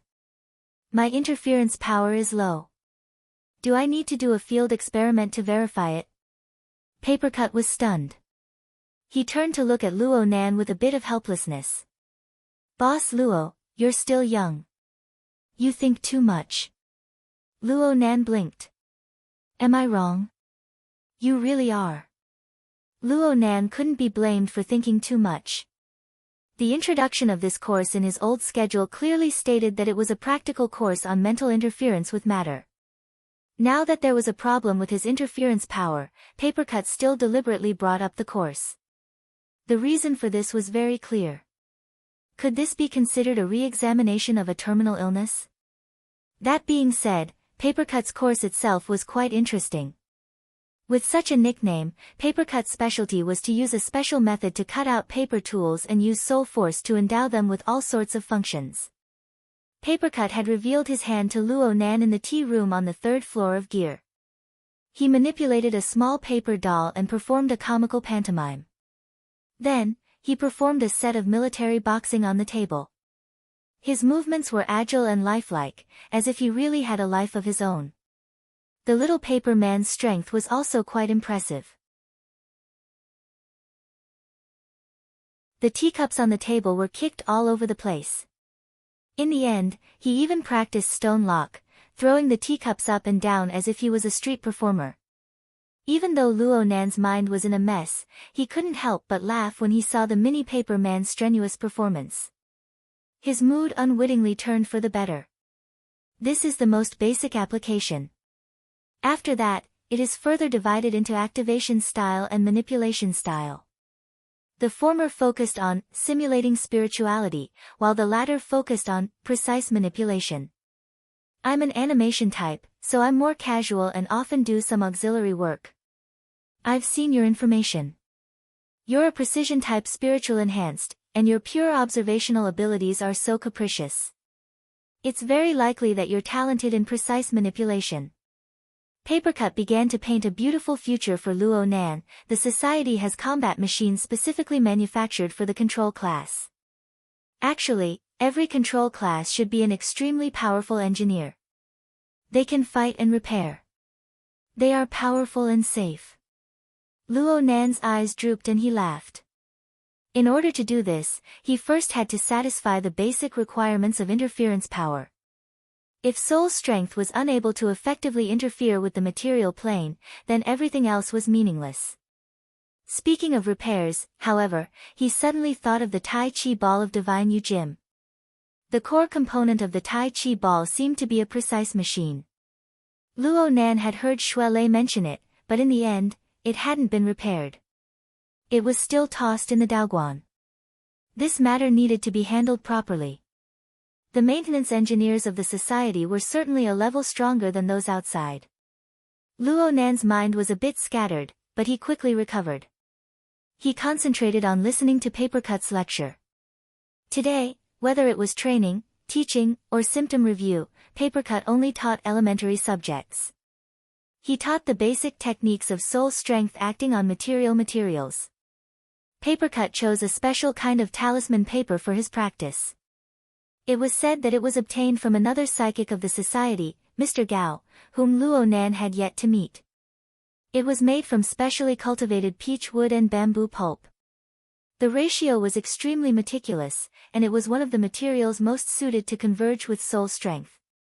As for Papercut himself, he had a meticulous and patient personality. From the very beginning, he began to manually operate the talisman. He broke down the steps and explained the few special points of force for the soul strength to be used clearly. From the principles to the operation, everything was extremely clear. Logically speaking, the difficulty shouldn't be high with such thorough preparations. However, the development of the situation simply followed the most pessimistic predictions. Luo Nan's learning process didn't go smoothly. It was already 6:00 in the evening. Luo Nan and Papercut held their breaths and focused their minds under the illumination of the lights in the tea room. They stared at the crude paper man on the table. This little thing, which had just been cut, stood up shakily, taking steps with great difficulty. 1 step, 2 steps, 3 steps. Then it fell to the ground, unable to get up again. Oh no! Luo Nan slapped the table with both hands, bringing about a gentle breeze that lifted the paper man up. Then there was the stream of air that Luo Nan exhaled with a long sigh. The little thing fluttered under the table. This series of movements was much more nimble than its previous struggling appearance. Luo Nan knew that he had lost control of himself. He hurriedly said, "Sorry," and got up, wanting to pick up the paper man. Papercut held him down. With a thought, the small paper man 5 meters away immediately came to life. It was like a ruffian monkey. It leaped and hopped, climbing the table leg, and charged onto the table in a few steps. Luo Nan felt more and more ashamed when he compared the two. He laughed bitterly and sat back on the chair. He looked up into the sky and stared blankly. This doesn't make sense. Papercut scratched his head endlessly, but he couldn't figure it out no matter how hard he tried. His patience hadn't run out yet, so he pulled Luo Nan and said, "How about we sort it out a bit more and start from the beginning?" Luo Nan had no reason to give up when faced with such a teacher. He forced himself to raise his spirits and grabbed the small paper man on the table. His fingertips tapped across the paper man's head and torso in succession. There are a total of 4 soul strength focus points. They form 6 basic resonance lines to realize basic control. Luo Nan paused a bit upon speaking up to this point. He then said, "This is actually a kind of irregular deformation of a prism. It belongs to the structural changes in the operation of energy and information. The paper man is just a medium. The basic prism structure is the support. You chose to start with this structure. Is it because it's a bit similar to my format pyramid?"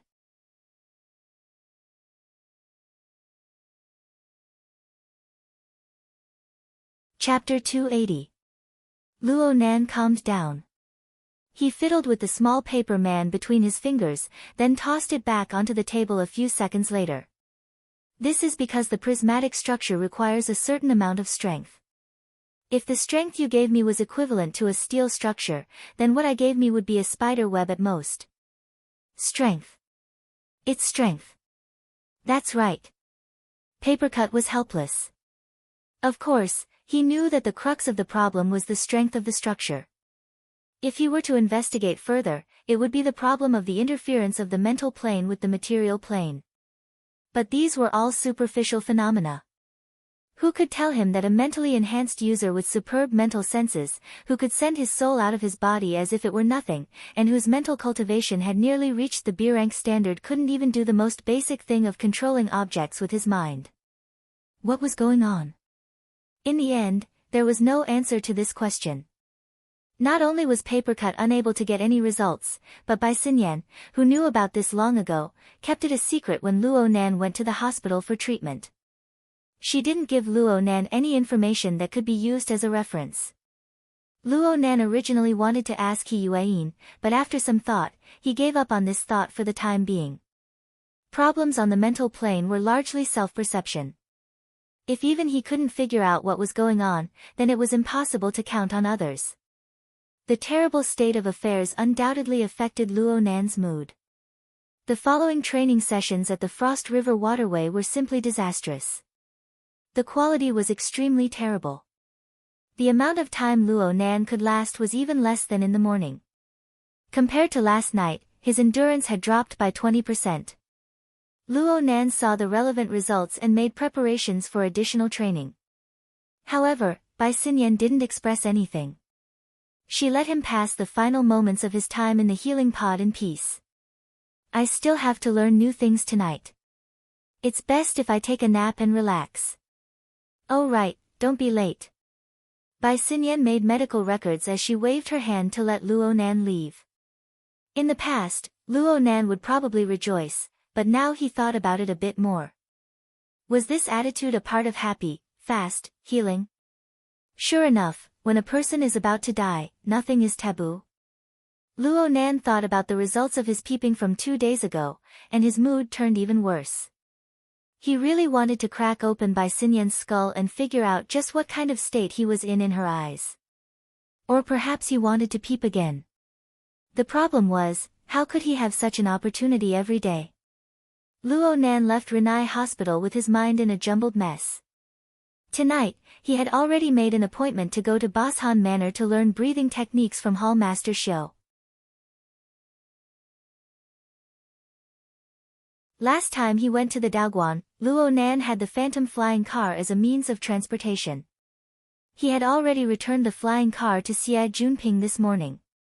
Right now he was riding a low-altitude public transport, rushing towards the River Wu district under the curtain of night.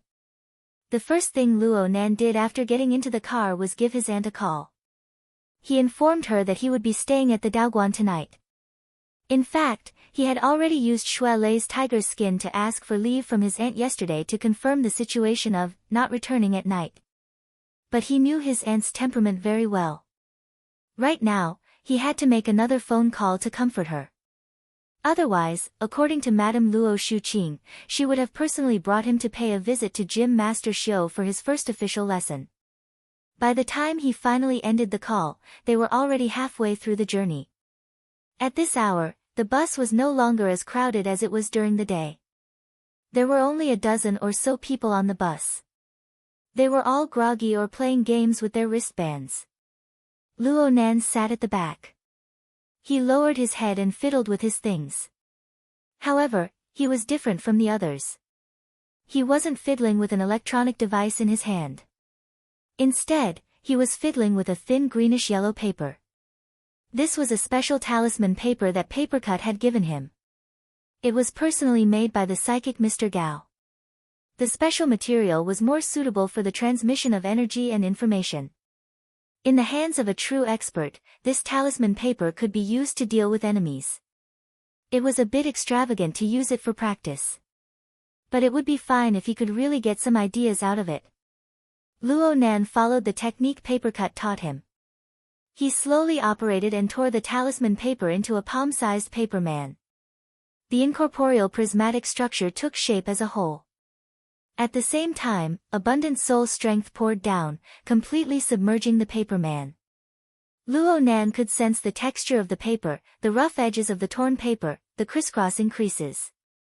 Not a single detail could be hidden from him. But under the effect of soul strength, the paper man in his palm merely rolled around in a half-dead state. It then became motionless.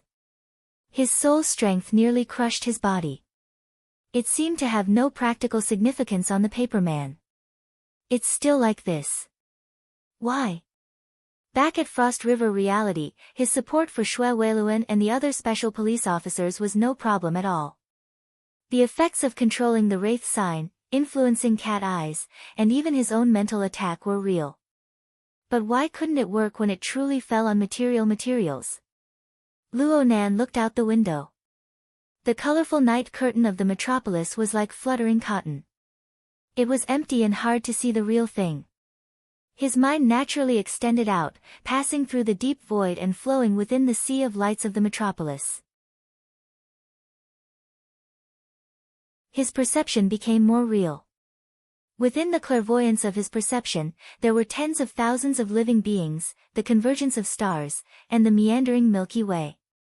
There were marvelous layers within, majestic and hazy. It was like a grand world, gorgeous and magnificent. But when such a grand structure of the Star River was cast onto the small paper man, not even a ripple was stirred up. The prismatic structure was still as strong as a spider web. He couldn't even feel any connection between the two. An incorporeal and ice-cold barrier separated his consciousness from the real thing. They were infinitely close, but they had never truly fused. It was like a dream and reality. Could it be that this power was all fabricated? Could it be that the crazy ravings of his grandfather only existed on the plane of imagination? No, this didn't make sense.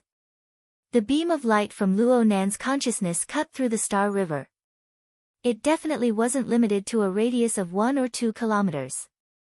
There were many fulcrum points within the enormous metropolis. There were normal people, awakened ones, ablatum knights, crows, darksider races. They were real, giving him feedback at all times. How could this kind of perception be a dream? Luo Nan arrived at the Divine Yu Gym above Boshan building in a daze. It was already 9:00 in the evening. The students of the Daoguan had long since dispersed. Only Xue Lei remained here. He came out early to welcome Luo Nan. Nanster, the gym master is waiting for you inside. Luo Nan suppressed his chaotic state of mind. He was a bit embarrassed. I'm late. Not at all. It's mainly because the Daoguan doesn't accept new business. We finished our business at 8:00. You're actually quite early. It's mainly because you're just getting started. You'll need some time. Relax. I'll be your protector tonight. Xue Lei pulled Luo Nan inside. The lights in the front and middle courtyards of the Daoguan had already been turned off. It was late in the autumn night. Luo Nan walked along the winding corridor. Luckily, Xue Lei's voice was loud. It diluted this feeling quite a bit. Luo Nan was quite baffled. You're spending the night at the Daoguan as well? Of course. I've always been the gym master's assistant. Yes, I'm also an interpreter. Huh. Luo Nan and Xue Lei had already entered the backyard in the blink of an eye. The light of the humanoid stone lanterns illuminated the front courtyard. Light and shadow separated, like an exquisite oil painting.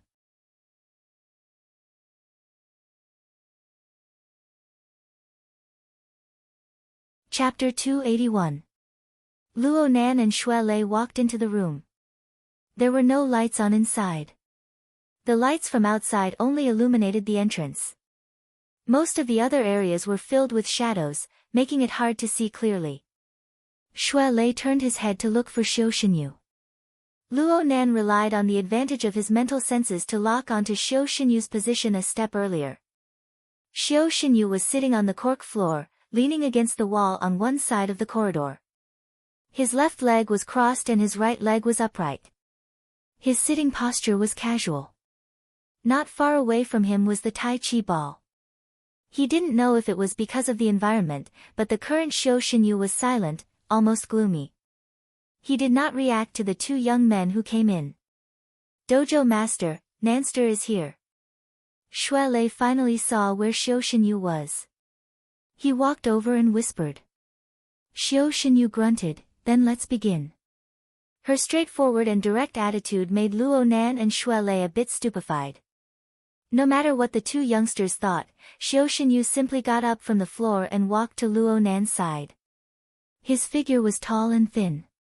He was a head taller than Luo Nan, who had yet to fully develop. He gave off quite a bit of pressure when he stood. The time I requested is from 11 p.m. to 5 a.m., a total of 6 hours. Ideally, 6 hours a day would be enough for the first stage of learning. I asked you to come a little earlier today so that I can teach you basic techniques and also do some tests to get a feel for you. Luo Nan obediently complied. Although this gym master Xiao did not engage in any pleasantries or opening remarks, going straight to the main topic rather strangely, his words were still logical and clear. It was unknown where Xue Lei's so-called translation came from.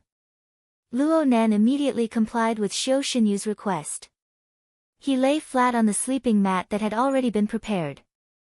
Xue Lei, on the other hand, lit a pot of incense in a very exaggerated manner, saying that it had the effect of helping people relax. The light was dim, and the fragrance lingered in the air.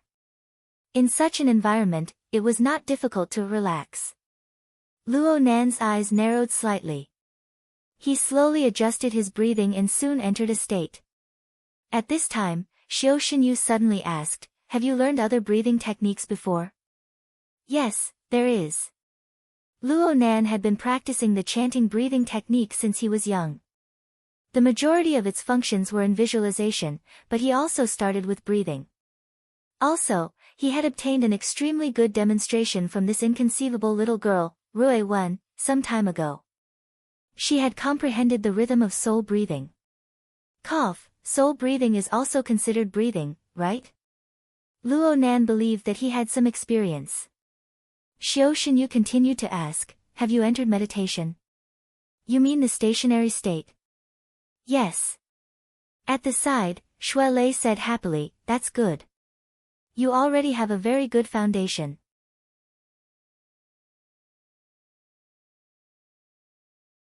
"You'll definitely improve at lightning speed." Xiao Xinyu glanced at Xue Lei but did not say anything. He just let Luo Nan continue to relax. At the same time, Xiao Xinyu began to explain to Luo Nan the essentials of adjusting his breathing. In the beginning, Luo Nan only spoke in general terms. But under this sort of atmosphere, Luo Nan subconsciously and unconsciously followed the methods he had described. He carried out experiments. Xiao Xinyu probably had an accurate grasp of Luo Nan's state. He suddenly changed the way he spoke. He was shorter, directly touching on the deviation that occurred during Luo Nan's attempts, and he corrected it. Sometimes, she would directly reach out and press on Luo Nan's body. She wanted Luo Nan's breathing and thoughts to be mobilized and concentrated in these areas. In the beginning, the taste of having someone controlling his breathing was unpleasant. Luo Nan controlled his breathing as he split his attention to receive guidance. His nerves were taut, and there was no way he could relax at all. But Luo Nan had a foundation in the end. He soon discovered that many of the essentials Xiao Xinyu imparted to him happened to coincide with his current understanding. It gave him quite a bit of foresight when it came to certain details, and the specific control of his breathing became more unhurried. Moreover, Xiao Xinyu's teachings were not harsh on the details. It was like a faintly discernible lamp that led Luo Nan in front of him, so that he would not get lost. Luo Nan still followed Luo Nan's own habits and actions. It didn't take long for Luo Nan to adapt. His mind settled down. He controlled the intensity of his breathing, making it faintly discernible between his mouth and nose. His mind first resided in his mouth and nose. Then it moved to his throat, chest, lower abdomen, tailbone, and so on. He also visualized in reverse, changing back and forth. In the end, his breath became continuous. It was impossible to distinguish the direction, and it gradually enshrouded his entire body. Luo Nan's body became slightly hot under this marvelous feeling. It was as if he was wrapped in a warm cloud. It was similar to a sauna, but it was not that stuffy. It was rather transparent. In the end, Luo Nan's energy was completely focused on sensing the changes. He naturally blocked out Xiao Xinyu's whispers. In the end, even his body's senses became fuzzy. It was as if Luo Nan had transformed into a cloud, drifting in the void. The cloud chi expanded and contracted, showing the difference between inside and outside. But when it came down to it, it was a rhythm of entering and exiting. That's right, it was a bit like Rui Wen. Her breath resonated at the pinnacle of perfection, and her body and soul were blended together. Luo Nan suddenly opened his eyes as if he had awoken from a dream. Shui Lei followed Xiao Xinyu's instructions and checked the time on his wristband. 5 minutes and 20 seconds.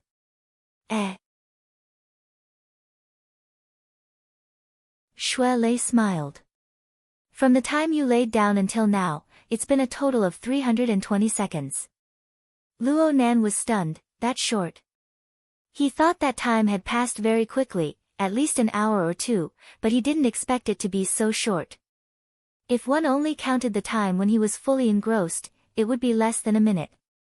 Xiao Xinyu glanced at Shui Lei's wristband. 7 seconds. 7 seconds. Spirit galloping, heart illuminating the 8 extremities. 7 seconds isn't bad, but it's not short either. Luo Nan didn't understand at all. Translator Shui finally appeared at this time. He praised, sure enough, there is a foundation. The meditative state you just entered is actually a process of body self-examination. It's like turning on a device, reading and loading. The faster your brain, the higher the efficiency. 7 seconds of inner vision, obtaining the edict of void and stillness, is quite amazing. Gym Master Xiao declined to comment on Shui Lei's words. You can't rely on the void. You can't stay full for long. Remember that breathing rhythm. We will proceed to the next step. Though it was hard to understand, it really did seem quite amazing. Luo Nan couldn't help but have a different kind of confidence in Xiao Xinyu's teachings. He recalled the feeling from before and nodded solemnly. 2 minutes later, Luo Nan entered the strange state of his body's invisibility once more under Xiao Xinyu's guidance. His body was like a cloud. Warm heat was constantly accumulating, but the rhythm of entering and exiting was there. It expanded and contracted all the time. The heat was not static, but it flowed endlessly. Luo Nan couldn't see it clearly at first, but after familiarizing himself with it, his senses grew sharper. Slowly, he was able to perceive substance within the invisibility of the cloud. According to Xiao Xinyu's theory, meditative state was just the initial stage of cognition. Cultivation required one to eliminate the established concept of the body, using the feeling of a meditative state to reconstruct it. This wasn't to let one's imagination run wild in the mind. The body was still the body, and the aura was still the aura. One just needed to take a complete form. Luo Nan was familiar with this method. Wasn't this his method of drawing simple sketches? He didn't care about the fineness of the form. He focused on the charm and characteristics. However, Xiao Xinyu gave him a clear image. You're tuning into the Blissful Bookshelf YouTube channel. We're so grateful for your support, and don't forget to subscribe to join us on this incredible journey through captivating stories. Your generosity through donations truly makes a world of difference, as it's the primary source of revenue that allows me to expand and enhance this channel for you. Thank you from the bottom of my heart for being a part of this adventure.